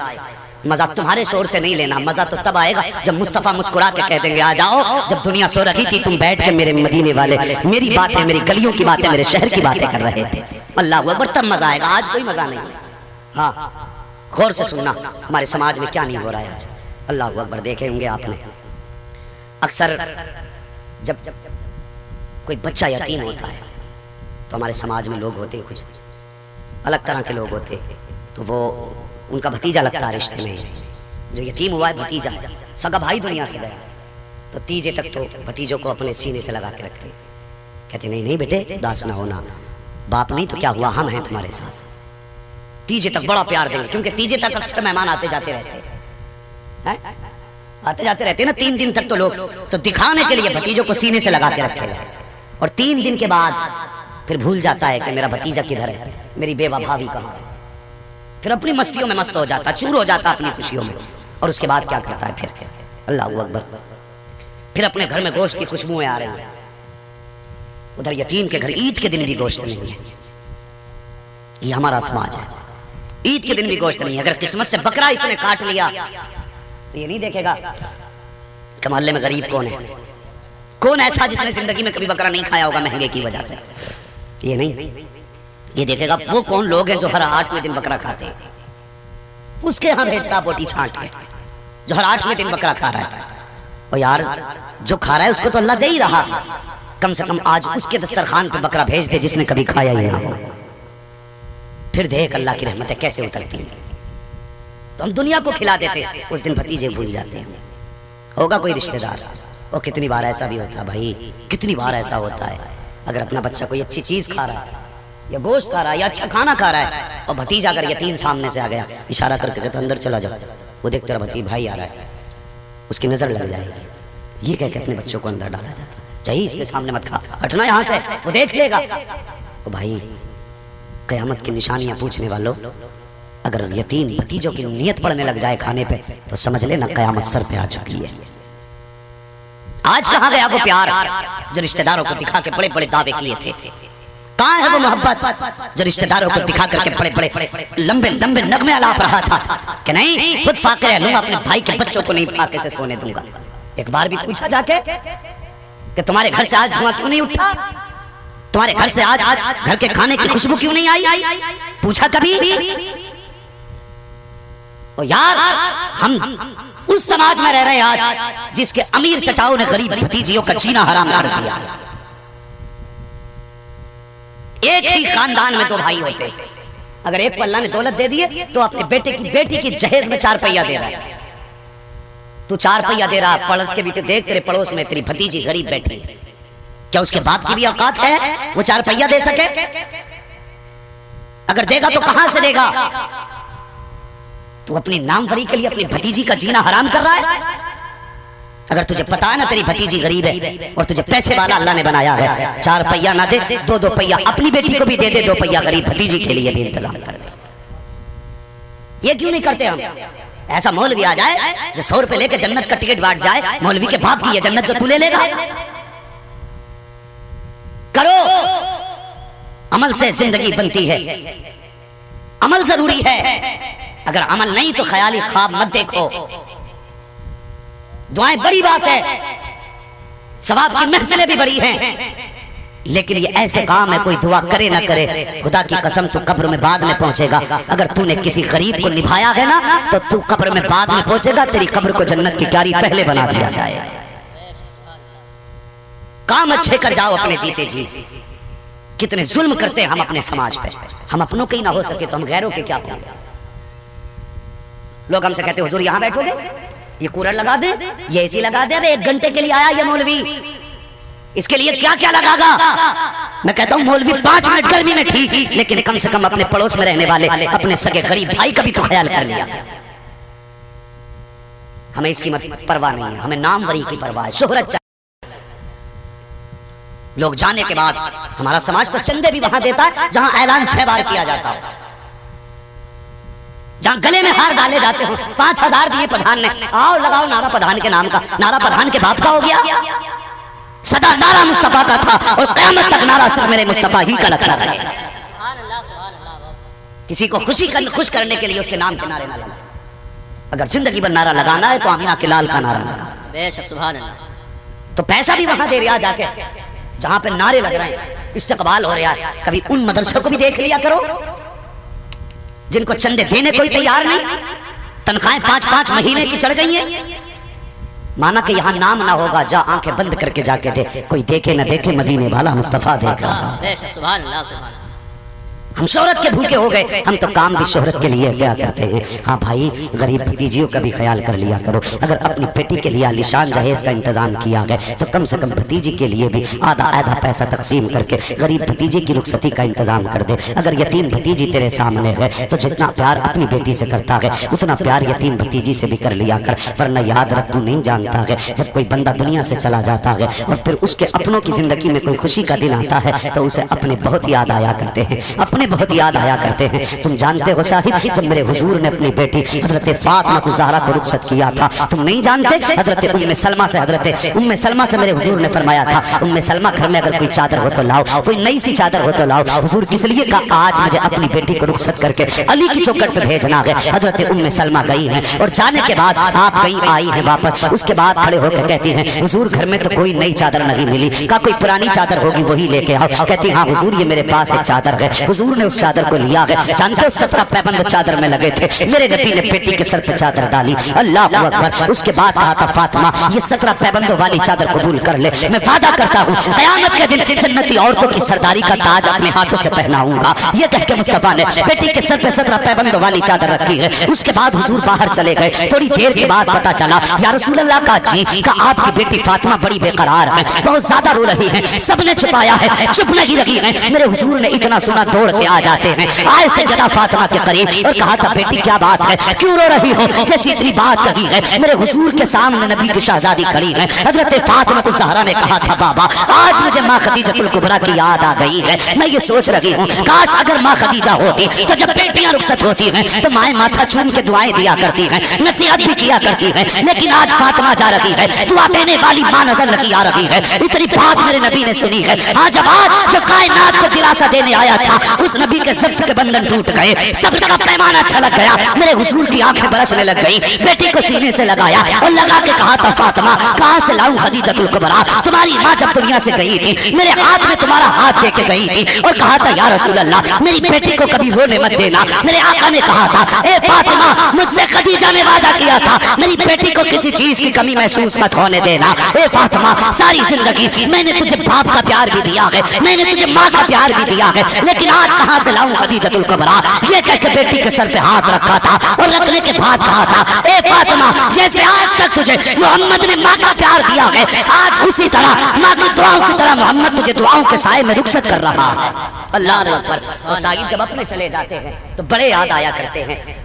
इसलिए अगर पड़ोस में कोई यतीम गरीब है, कोई अपना भतीजा या भतीजी यतीम है और तेरी बेटी दुल्हन बने, तो तेरी भतीजी को यह ख्याल नहीं आना चाहिए काश आज मेरा बाप होता तो मेरे हाथ भी मेहंदी से रंगीन होते, आज मेरा बाप होता तो आज मेरे भी दरवाजे पे बारात आती, कोई मेरी जिंदगी का हिस्सा बन चुका होता। अगर तेरे होते हुए भतीजी के दिल में यह ख्याल आया, लानत है ऐसी जिंदगी पर कि तेरी बेटी 10,000 का जोड़ा पहने और गरीब भतीजी एक नए जोड़े को तरफ जाए, और यार अपनी बेटी को 500 का पहना के, गरीब भतीजी को 1000 का पहना के, कोई राजी हो ना हो, लेकिन यकीन जान कोई राजी ना भी होगा तो नबी की फातिमा तुझसे राजी हो जाए। नारे तकबीर, नारे रिसालत, नारे रिसालत, मसलके आला हजरत, नारे तकबीर, सुभान अल्लाह, सुभान अल्लाह। मेहरबानी करो, मुसलमान बनो यार, मुसलमान बनो। तुम कहोगे कलमा पढ़ते हैं, मैं ये बात नहीं कहता, सही बात ये है कि आशिक बनो, आशिक बनो। खुदा की कसम तू 10,000 का दस्तरखान पे अपने लिए खाना सजा, पूरे हिंदुस्तान की हर वैरायटी अपने दस्तरखान पे रख और फिर खा के नाक तक उठ, मजा नहीं आएगा।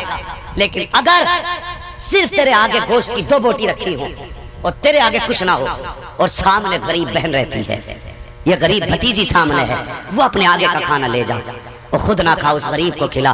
खुदा की कसम जब तेरा गरीब भाई बहन भतीजा उस खाने को खा के मुस्कुराएगा ना, तो 10,000 का खाना खा के तुझे वो सुकून नहीं मिलेगा जो 2 बोटी गरीब को खिलाने के बाद अल्लाह तुझे सुकून अता फरमाएगा।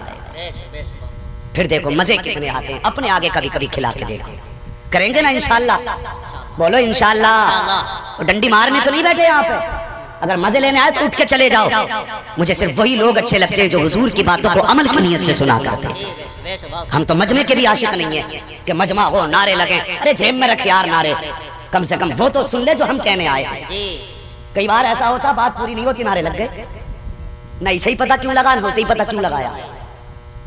मेहरबानी करो, बात को यहाँ लाने की कोशिश किया करो, दिल पे लिखा करो। और यार एक बात और कह के चला जाऊं, हम लोग ज्यादातर ना जिंदगी बेटों पे लुटाते हैं, बेटियों पे भी लुटाया करो। बाप चला जाता है ना, तुमने देखे होंगे उठते जनाजे, कुछ देर बेटा रोता है बाप के जनाजे पे, कुछ देर, उसके बाद वो आंसू पोंछ लेता है। सिगरेट पीने वाला तो सिगरेट पी रहा है, मसाला खाने वाला है तो बाहर खा के मसाला डाल के खड़ा, हिसाब लगा रहा, पान वो तख्ते कहाँ से आएंगे, ये कहाँ से आएगा, वो उठ के खड़ा, कदम रो लिया थोड़ी देर। लेकिन तुमने देखा होगा जब बाप का जनाजा घर में पड़ा हो ना, और बेटियां जब आके बैठ जाती हैं, तो जब तक जनाजा घर से चला नहीं जाता है, बाप के जनाजे से बेटियां उठा नहीं करती। और उठते हैं ना जनाजे, कभी देखना बेटियां बाप के जनाजे के साथ भागती है, उन्हें ऐसा लगता है जैसे जीने का मकसद खत्म हो गया, और रो के कहती है, जाने वालों सिर्फ बाप का जनाजा क्यों लेके जा रहे हो, हमें भी ले जाके बाप के जनाजे के साथ दफन कर दो। ये बेटियों का प्यार होता है। और बाप ही अगर जिंदा रह जाए ना, तो फिर बेटियों की खैर नहीं है। बदलो अपने तरीके। अल्लाह अकबर साहिब, कभी कभी बेटे वो काम नहीं करते जो बेटियां काम कर जाती हैं। लग रहा होगा बुरा के ये तो हमारी बुराई करने बैठ गया, ये सच्चाई है। अगर आजमाया ना हो तो आजमा लेना। तुम्हारे बाप अगर परदेश में हो और तुम घर में सो रहे हो, और बाप ये कह जाए कि रात को आ जाऊंगा, तो तू तो मोबाइल चलाते चलाते सो जाएगा। लेकिन सुबह को बाप से पूछना, बाबा जब रात आए थे तो दरवाजा किसने खोला था, ये पूछना अपने बाप से कि दरवाजा किसने खोला था। यकीनन बाप कहेगा, कुंडी पहली बार खटखटाई थी, उठ के दरवाजे पे बेटी दौड़ी चली आई थी। ये बेटी होती है। अगर कोई ना बगैर बताए चला जाए ना, तो बेटियों को नींद नहीं आती है, बेटा चैन से सोता रहता है। ये हमारा प्यार है। हम कितना भी प्यार कर लें, बाप से बेटी से ज्यादा प्यार नहीं कर सकते। इसलिए गुजारिश है, जो कटवा देते हो ना डॉक्टर के पास जाके बेटियों के जिस्म के टुकड़े टुकड़े, अल्लाह से तो डरो, लेकिन कम से कम अपनी जिंदगी का सहारा कटवा रहे हो तुम। सिर्फ इस ख्याल से बेटे को इज्जत देते हो कि ये बुढ़ापे का सहारा बनेगा। आजकल बुढ़ापे के सहारा बेटा नहीं, बेटियां बना करती है। जब बेटे धक्का दे देते और तुझे रोटी तक डालने वाला कोई नहीं होता, और बेटी को पता चल जाता है कि मेरे बाप को रोटी नहीं दी, अल्लाह की कसम कितनी भी दूर रहती हो दौड़ के आती है, वो कहती बाबा उदास ना हो, अभी रोटी खिलाने वाली तेरी बेटी जिंदा मौजूद है। ये होती है बेटियां। हमें सिर्फ बेटे प्यारे, बेटियां प्यारी नहीं। और खुदारा मेहरबानी करो, मुझसे फरमाइश भी की गई और बात भी आ गई है, बता दूं, कभी कभी बेटियां वो काम कर जाती हैं जो बेटे नहीं कर पाते। वो कितने लोगों को अभी हमने देखा, लॉकडाउन हुआ और वो कोरोना का जब बवाल फैला, सगा बेटा बाप का जनाजा छूने तैयार नहीं था, सगा बेटा, और किसके लिए जिंदगी लुटा रहे हो? ये जो तुम्हारे जनाजे को अपनी जान की फिक्र में हाथ नहीं लगा सकता। और तू कैसा बेटा है कि जिसके जिस्म से तू पैदा हुआ है उसे हाथ लगाते हुए तुझे शर्म आ रही है? करो ना, छोड़ यार। कभी बेटे बाप को कब्र में उतारने नहीं उतरते, गुस्ल देने तैयार नहीं बेटा बाप को। इनसे क्या उम्मीद रख सकते हो तुम जो तुम्हें गुस्ल तक नहीं दे सकते? जो गुस्ल नहीं दे सकता, जरूरत पड़ी तो तुझे खून दे देंगे। वो एक बाप था, अल्लाह ने बड़ी दौलत से नवाजा था इस बाप को, लेकिन इसको बड़ी बेटी अल्लाह ने दी थी, तो इसे बेटी होना बोझ लगा। क्या देखा? मुसल्ला बिछा है, रब की बारगाह में जवान खड़ा है, लब पे तिरावत है, आंखों में आंसू है, अपनी फरियाद अपने रब से कर रहा है। बैठी रही, रात गुजर गई। अब्बा ने कहा बेटी क्या रहा? अब्बा शायद उसकी इबादत की रात थी कोई, इसलिए उसने मेरी तरफ तवज्जो ही नहीं की। आज की मोहलत और सुनो मेरी बहनों। फिर गई, अगले दिन फिर वही हाल, फिर नमाज सजदे क़याम, फिर आ गई। आज क्या हुआ? अब्बा शायद आज भी कोई रात थी, एक रात बस, कल की रात। जब तीसरी रात आई तो फिर उसके दिल में यह एहसास पैदा हो गया, ये इंसान है कि फरिश्ता है? जिस हुस्न को देखने के लिए लोगों की लाइन लगती है, ये एक नजर मुड़ के भी मुझे देखना पसंद नहीं कर रहा है। आखिर इसकी नजरों में ऐसा कौन सा हुस्न है जिसने मेरे हुस्न को फीका कर रखा है? आके कहती है तीसरी रात में, जवान तुझे खुदा का वास्ता आज जरा मेरी तरफ तवज्जो कर ले, मुझे तुझसे कुछ बातें करनी है। जवान ने सलाम फेरा, मुड़ के देखा, क्या बात है? उसने कहा क्या तुझे मेरा हुस्न नजर नहीं आया? तो नौजवान ने कहा जिसने हुजूर का हुस्न देखा हो वो दुनिया के हुस्न पे नहीं बिका करते। हमने महबूब का हुस्न देख लिया है, तेरे हुस्न की औकात ही क्या है? उसने कहा फिर एक काम कर। कहा क्या? कहा हाथ बढ़ा के कलमा पढ़ा दे, मुझे भी अपना बना ले। कहा क्यों? कहा जिस मजहब का मानने वाला इतना पारसाग है, उस मजहब का लाने वाला कितना पारसा रहा। इस तरह से इस्लाम फैला, रातों रात डांके मार के नहीं, पैसों का लालच दे के नहीं। अगर लालच से इस्लाम फैलता तो सिर्फ मक्के में रह जाता, सिर्फ अरब में रह जाता। लेकिन दुनिया के कोने कोने पे जो इस्लाम फैला है, ये लालच की बुनियाद पे नहीं, हक्कानियत की बुनियाद पे फैला है। और बेटी इतनी अंधी हो गई, किसी ने पैसे का लालच दिया, डूब गई। कसम खा के कहता हूँ, भागने वालियों की बात नहीं, जो ससुराल चली गई है और शोहर के घर सोने के लुक़्मे खा रही है, उनसे जाके पूछना क्या तुम्हें शोहर के घर के सोने के लुक़्मों में वही लज्जत है जो बाप के घर की चटनी के लुक़्मों में लज्जत आती थी? वो जबान पकड़ के कहेगी खबरदार, यहाँ की रोटी को मेरे बाप की रोटी से ना मिला लेना, उसके घर की चटनी के टुकड़े यहाँ के मुर्ग बकरों से ज्यादा अच्छे लगते थे। उनसे जाके पूछ बेटी बाप क्या होता है, उससे जाके पूछ तुझे पालने वाला कौन है, जो तुझे मान कहता रहा, सम्मान कहता रहा, अभिमान कहता रहा, अपना गुरूर अपना घमंड कहता रहा। कई बापों ने तो इतना प्यार बच्चियों से किया, कहते थे शुक्र है बेटा नहीं है, बेटी रब ने दी है, लेकिन बेटी में बेटे के भी जलवे नजर आते हैं, बेटी के भी जलवे नजर आते हैं। ये प्यार कौन करेगा? सिर्फ बाप।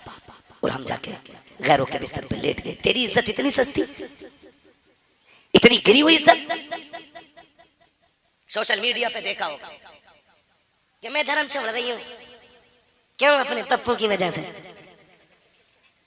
और रीजन नहीं। क्या तुम्हें भरोसा है? वो पूछता है अंकर माफ करे, मीडिया ने भी शहर से कम काम नहीं किया इस जमीन के ऊपर। पूरे मुल्क की बर्बादी का सबब मीडिया है, जहर घोल रखा पूरे समाज में। फिर भी कभी कभी कोई कह देता है इनमें और क्या दिखा तुम्हें, तो कहती इसमें सारी अच्छाई दिखी। मैं भगाने वाले से भी कहूंगा होश में लेके जा, जो अपने बाप की ना हो सकी वो तेरी खाक हो जाएगी। तेरी क्या हो जाएगी? आपसे मैं कह रहा था लव मैरिज ना करें, अरेंज मैरिज करें। तुम्हें जो नशा चढ़ा है ना, फ्री की सिमें, फ्री की कॉलें, कान में लीड लगाए लगाए बहरे हो गए, नस्लें भी गूंगी बहरी पैदा होंगी, खुद तो हो ही जाओगे खराब। अपनी जिंदगी का फोकस अपने फ्यूचर पे करें, अपने मुस्तकबिल पे करें। कह रहे अम्मा बस यही वाली जो अपने पड़ोस में रहती है ना, इसी से रिश्ता करना, ये ना मिली मर जाऊंगा। मर जा डूब के, मर जा जाकर के। कह रहा इससे अच्छी नहीं मिलेगी। मैंने कहा तेरे जैसे निकम्मे ठलुए को हाँ इससे अच्छी नहीं मिलेगी, तेरे जैसे निकम्मे नाकारा को इससे अच्छी नहीं मिल सकती है। मैं कहता हूँ फ्यूचर अच्छा कर ले, खुदा की कसम तकदीर भी अच्छी हो जाएगी, तेरी दुनिया भी अच्छी हो जाएगी। जिससे अपना पेट ही नहीं पलता उसे लड़की कौन देगा? मुझसे कोई पूछे कि लड़का चांद का टुकड़ा है लेकिन कमाता कुछ नहीं है, लड़की देगा?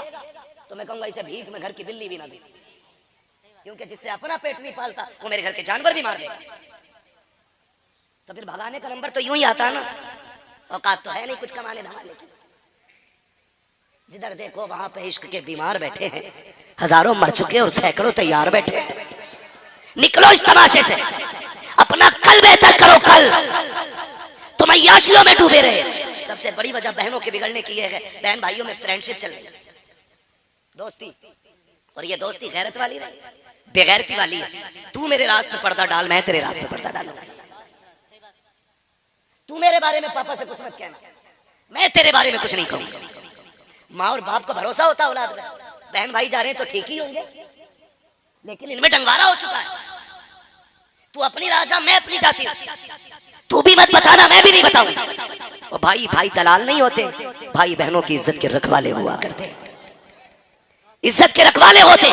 इन सारी बातों पे ध्यान दो जो मैं कहता जा रहा हूं। और मेरी बेटी सुन, तेरी इज्जत कितनी अजीम है, तुझे हव्वा की बेटी बनाया गया। ये अलग बात है कि नबुव्वत का ताज मर्दों के सर पे सजा, लेकिन नबी जिसकी गोद में आए वो औरत होती है। मेरा टाइम ओवर हो गया, अब ये सुई ऊपर चल रही है। अगर आप तवज्जो नहीं देंगे तो फिर मैं खत्म कर लूंगा। कितने सिक्के दिए? जोर से कितने? और जोर से ये वाले भी बोल रहे कितने? 40 सिक्के दिए। अल्लाह कबूल फरमाए हाजिरी। बहुत अच्छा आप सुन रहे हैं। 40 सिक्के दिए। माने का लाल, मैं तुम्हारे साथ जा नहीं सकती, परदेश जा रहे हो, परदेश जा रहे हो। याद रखें, जब लाल परदेश जाते हैं ना तो सिर्फ बीवियों की आंख में आंसू नहीं आते, माँ खून के आंसू रोया करती है, माँ खून के आंसू रोया करती है। जो मेरे भाई परदेश जाते हैं ना वो माँ को समझते होंगे।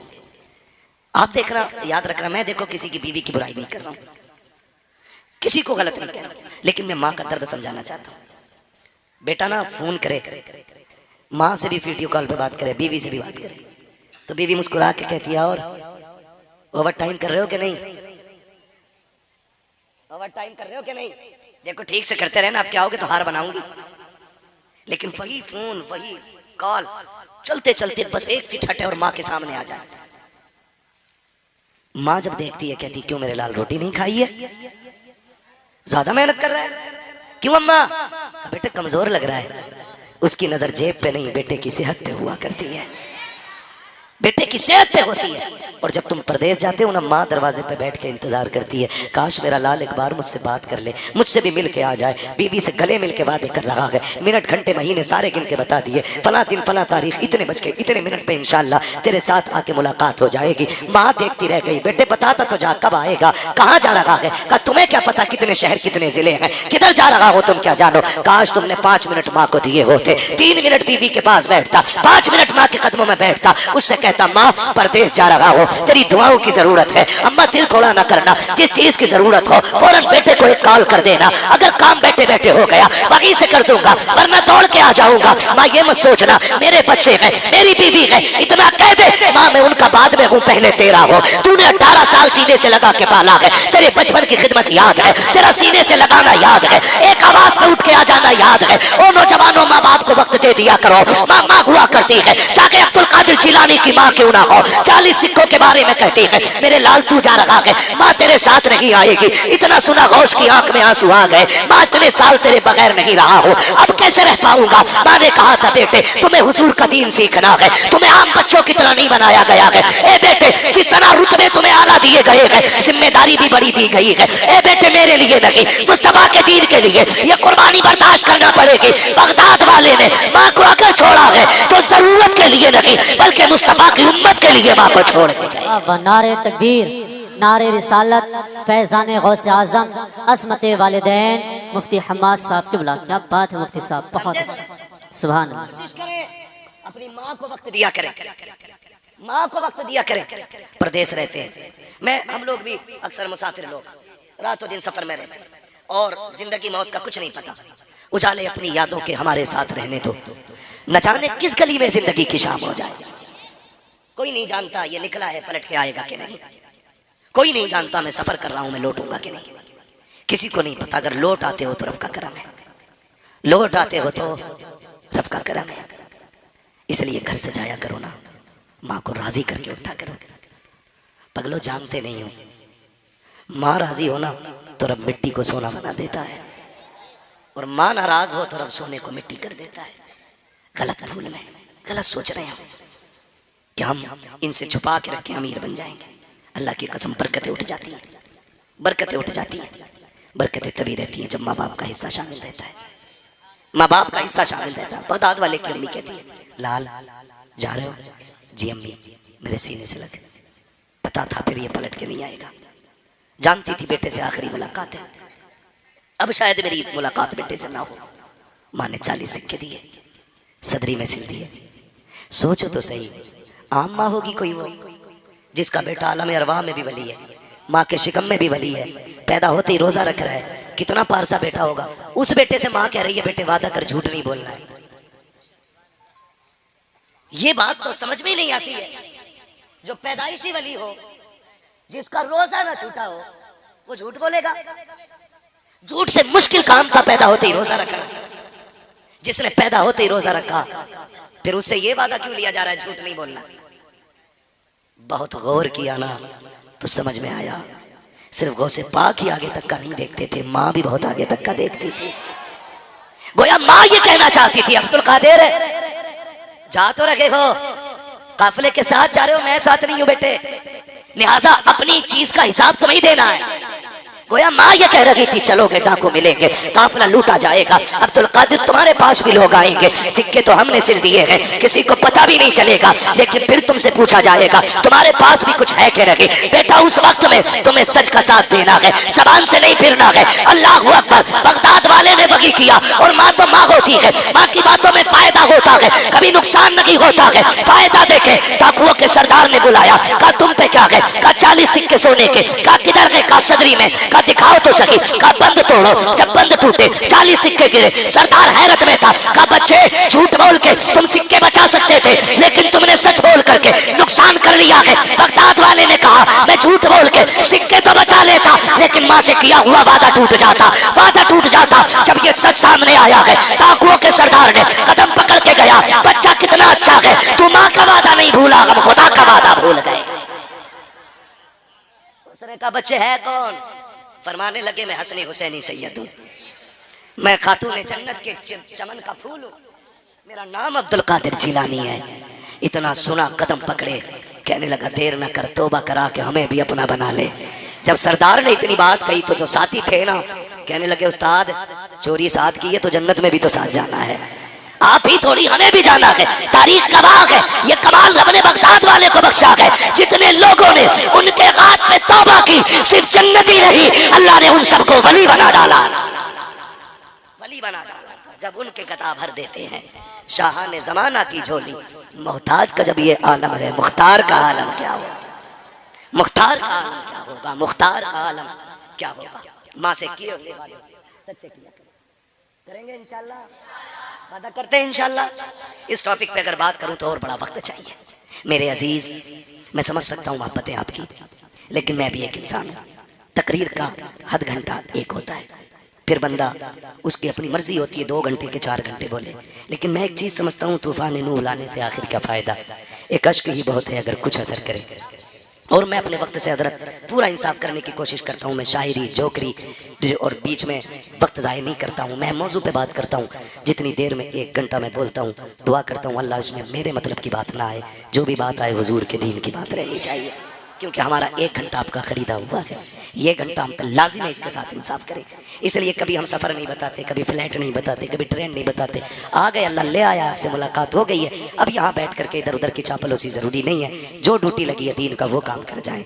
बगदाद वाला माँ से प्यार करता है, माँ बगदाद वाले से प्यार करती है, और रब ने फिर बगदाद वाला इल्म सीखने के लिए गया। आप कहते हैं दरस्तुल इल्म हत्ता सिर्फ कुतबा, मैंने इतना पढ़ा कि रब ने मुझे कुतुब बना डाला।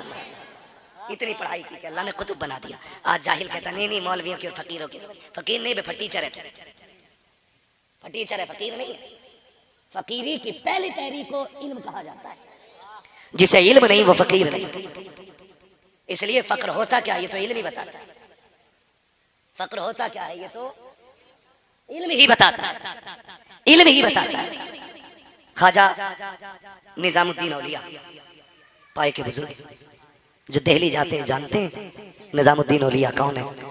ठीक है, आपसे ना बादशाह जो था उस वक्त का बड़ी कोशिश करता रहा मिलने की, बहुत कोशिश की उसने, लेकिन आपने ना अपने महल में 2 दरवाजे बनवा रखे थे। क्यों? कि आपको बादशाहों और अमीरों वजीरों से मिलने का शौक बिल्कुल नहीं था। सुन ले जरा, अल्लाह समझ आता था, शौक ही नहीं था। आज तो लोग पैसे वाला देख के चापलूसी शुरू कर देते हैं। अगर कोई 500 का नोट उठ के दे दे, मैं कहूंगा जिसे जन्नती देखना इसे देख ले, भले ही उसके पैसे कमाई सारी ब्याज का पैसा लेता हो, हराम का पैसा हो, शराब बेचता हो, तो मैं चापलूसी में कह देता हूँ जिसे जन्नत देखनी हो इसे देख लो भाई। मुझे 500 रुपए देकर जन्नत मिल गई। इतनी सस्ती जन्नत होती तो हुसैन करबला में 71 लाशें ना उठाते। लिमिट में और खाल में रह के जन्नत बांट। अल्लाह पूछेगा कयामत के दिन किधर है जो बांटी थी जन्नत। ठेकेदार बना घूम रहा था, यूं ही नहीं है तो अमीरों पे आके लोग फिसल जाते हैं। मेरे इमाम से भी कहा था किसी ने, ऐसा है नवाब साहब है, हाँ नानपारा के नवाब साहब है, उनकी शान में कसीदा लिख दो। क्यों? क्योंकि पहले रिवाज था, नवाबों की शान में शेर पढ़े जाते थे, वो इनाम देते थे। कहा आपके कलम की शोहरत है, आपके इल्म की भी शोहरत है, आप लिख देंगे ना उनके बारे में तो इतना देंगे साल भर मंजर इस्लाम का खर्चा निकल जाएगा।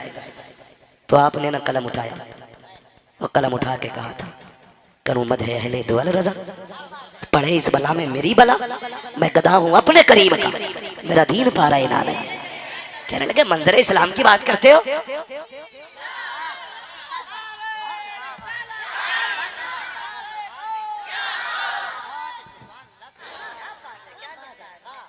ये ख्वाजा निजामुद्दीन ने कहा।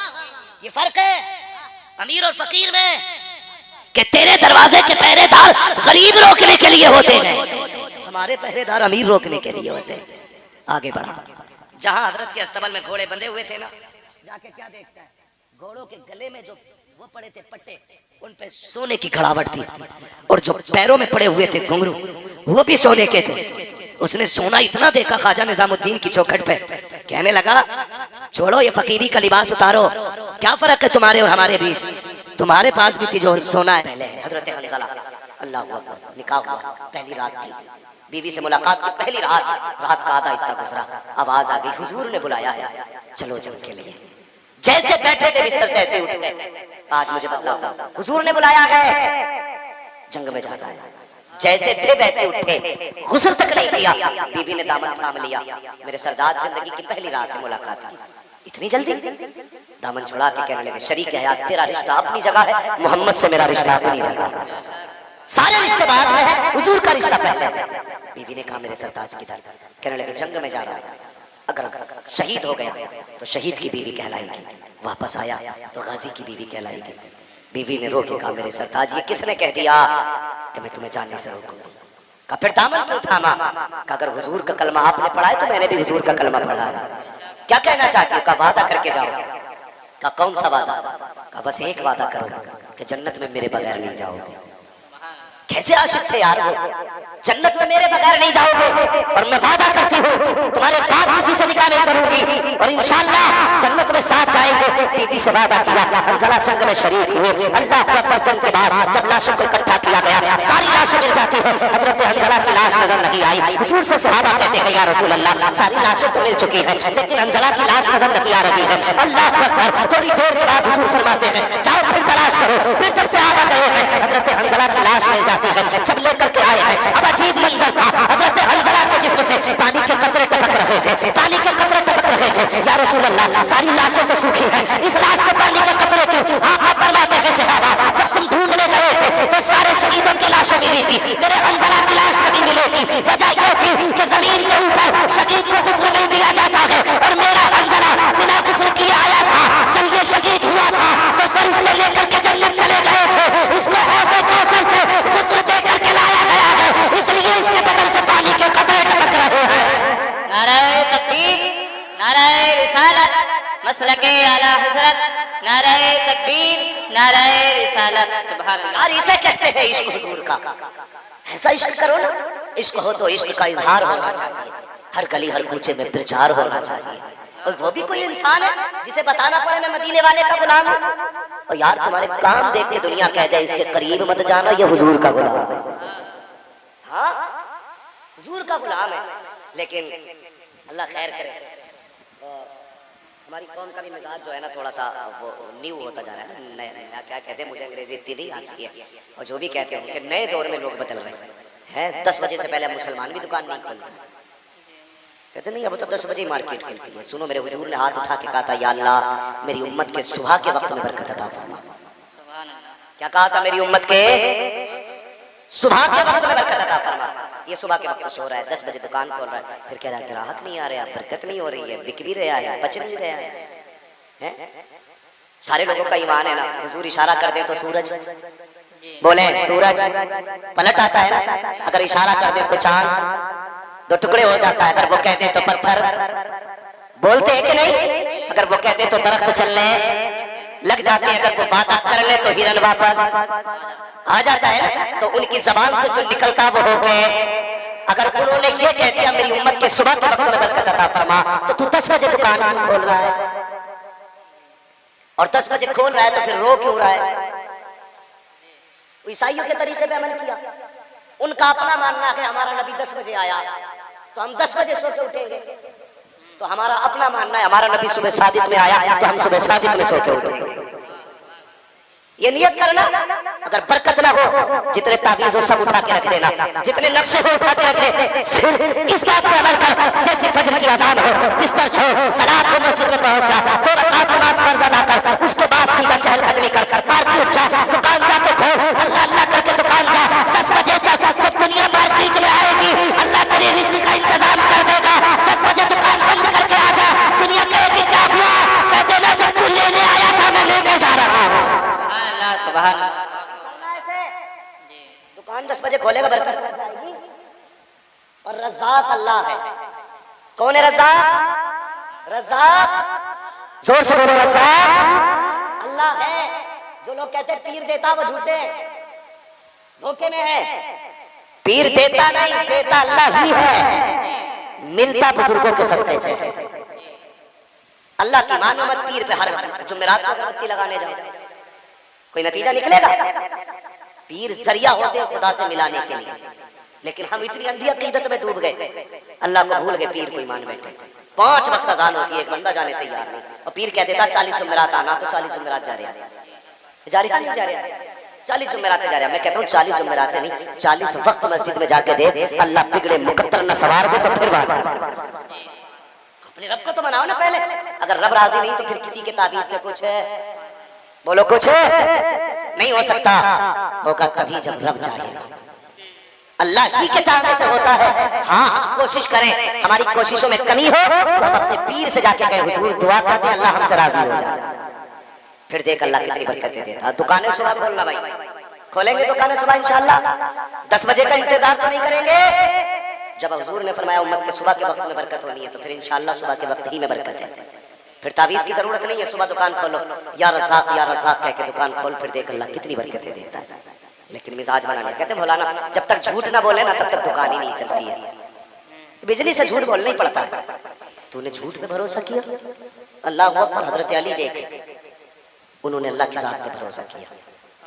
कई दिन का फाका था घर में ना, कई दिन का फाका, 4 दिरहम में चादर बेच के आ रहे थे। ये घर का जो सामान था रास्ते में मिल गया, अली कुछ हो तो दो। आपने ले 4 ही दे दिए। कितने दिए? कितने? 4। अल्लाह फरमाता मेरी राह में 1 दोगे मैं तुम्हें, माशाल्लाह जो बोले अल्लाह सलामत रखे। कितने? 10 और 70 दोनों की रिवायत है, लेकिन ज्यादातर 1 के बदले में 10 दिया जाए। 1 दोगे 10 लोगे। हजरत अली ने 4 दे दिए। कितने मिले? बोले कितने? स्कूल गए ना माशाल्लाह। और जाते हो तो मेहनत से पढ़ना बेटे, मेहनत से पढ़ना, जिंदगी बर्बाद मत करना। आज अगर पबजी में टाइम निकाल दोगे कल पूरी जिंदगी कटोरा लेके फिरोगे। हाँ आज किताबों को वक्त दे दो, कल दुनिया तुम्हारे पीछे फिरेगी। लोग कहते हैं मुसलमान को नौकरी नहीं मिलती। मैं कहता हूँ कुछ करे तो मुसलमान, किसी मर्ज का इलाज बन जाओ, मरीज खुद तुम्हारे घर तक आ जाए। लेकिन बनो ना किसी मर्ज का इलाज। हमें अपना ही नाम लिखना नहीं आता। हाँ लिखवा के देखो, कुछ लोग अब्दुल रहमान ही नहीं लिख पाते आज तक। वो कहते हैं मैंने हाई स्कूल पास कर लिया, अल्लाह ही जाने कैसे पास किया, पास ही करके निकल गए। मेहनत करनी है बेटे, ये वक्त हर किसी को मैसर नहीं होता। जिनके पास शौक है उनके पास वक्त नहीं होता, जिनके पास वक्त होता उनके पास शौक नहीं होता। अगर अल्लाह ने वक्त और शौक दोनों दिया है ना, तो फिर मेहनत करना है, आगे बढ़ना है। अगर तुम में से एक भी IAS अधिकारी बन गया, इंशाअल्लाह वो अपनी कौम की आवाज बन सकता है, अपनी मिल्लत की आवाज बन सकता है। कब तक लाठियां खाओगे, कब तक गालियां खाओगे, कब तक दूसरों की गुलामी करोगे?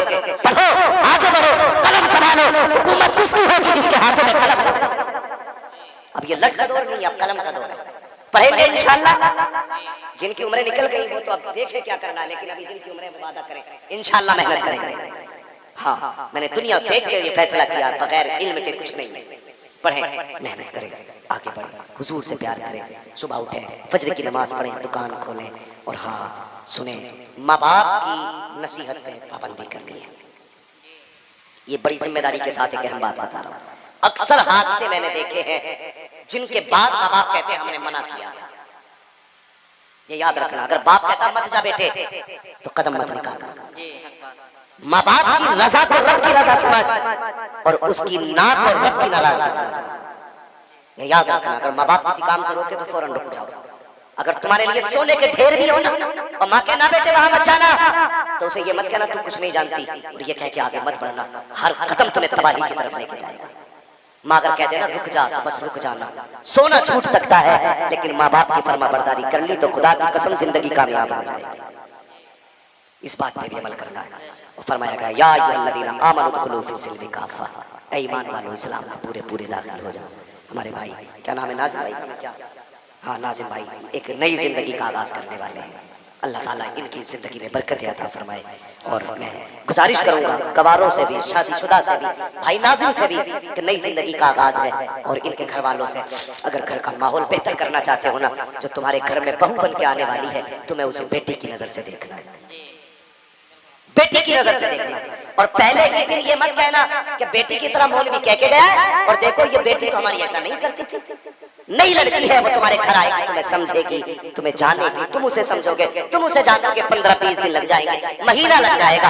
आप अपने बारे में उसे समझाएं, उसको आप समझिए, उसके बाद कोई फैसला लेना। अगर आते ही आपने उसमें उंगली उठाई तो समझ लेना घर घर नहीं रह जाएगा, फिर घर घरुआ बन जाएगा। बीच घर में दीवारें खिंच जाएंगी। तुम कहोगे बेटा नाराज है, बेटा कहोगे माँ बाप अच्छे नहीं है। घर बेहतर करना चाहते हो तो बहू को बेटी की निगाह से देखना, बहू की जिम्मेदारी बनती है वो तुम्हें बाप की निगाह से देखना। हजरत उमर फारूक आज़म जब अपने बेटे का निकाह करके लाए थे, अपने बहू से सबसे पहला सवाल किया था, बेटी बता मैं तेरा क्या लगता हूँ? उस बच्ची ने कहा था एक रिश्ते से आप मेरे चचा लगते हो, दूसरे रिश्ते से मेरे बाप लगा करते हो। हजरत उमर की आंख में आंसू आ गए। फरमाया बेटी आज के बाद मुझे बाप कह के आवाज देना, मेरा कलेजा ठंडा हो जाएगा। ओ बेटी तेरा बाप नहीं है, तू यतीम है, ये समझ लेना, तुझे दूसरा बाप मिल गया है। अल्लाह अकबर कि आपने इज्जत उस बेटी को दी। और आपने फरमाया था ए बेटी बता तो सही, जिस दिन मैं तेरे दरवाजे से गुजर रहा था तब तूने क्या कहा था? तब मैंने कहा था माँ अगर उमर नहीं देख रहे हैं तो खुदा तो देख रहा है। कहा था बेटी आज के बाद तेरी जिम्मेदारी ये है,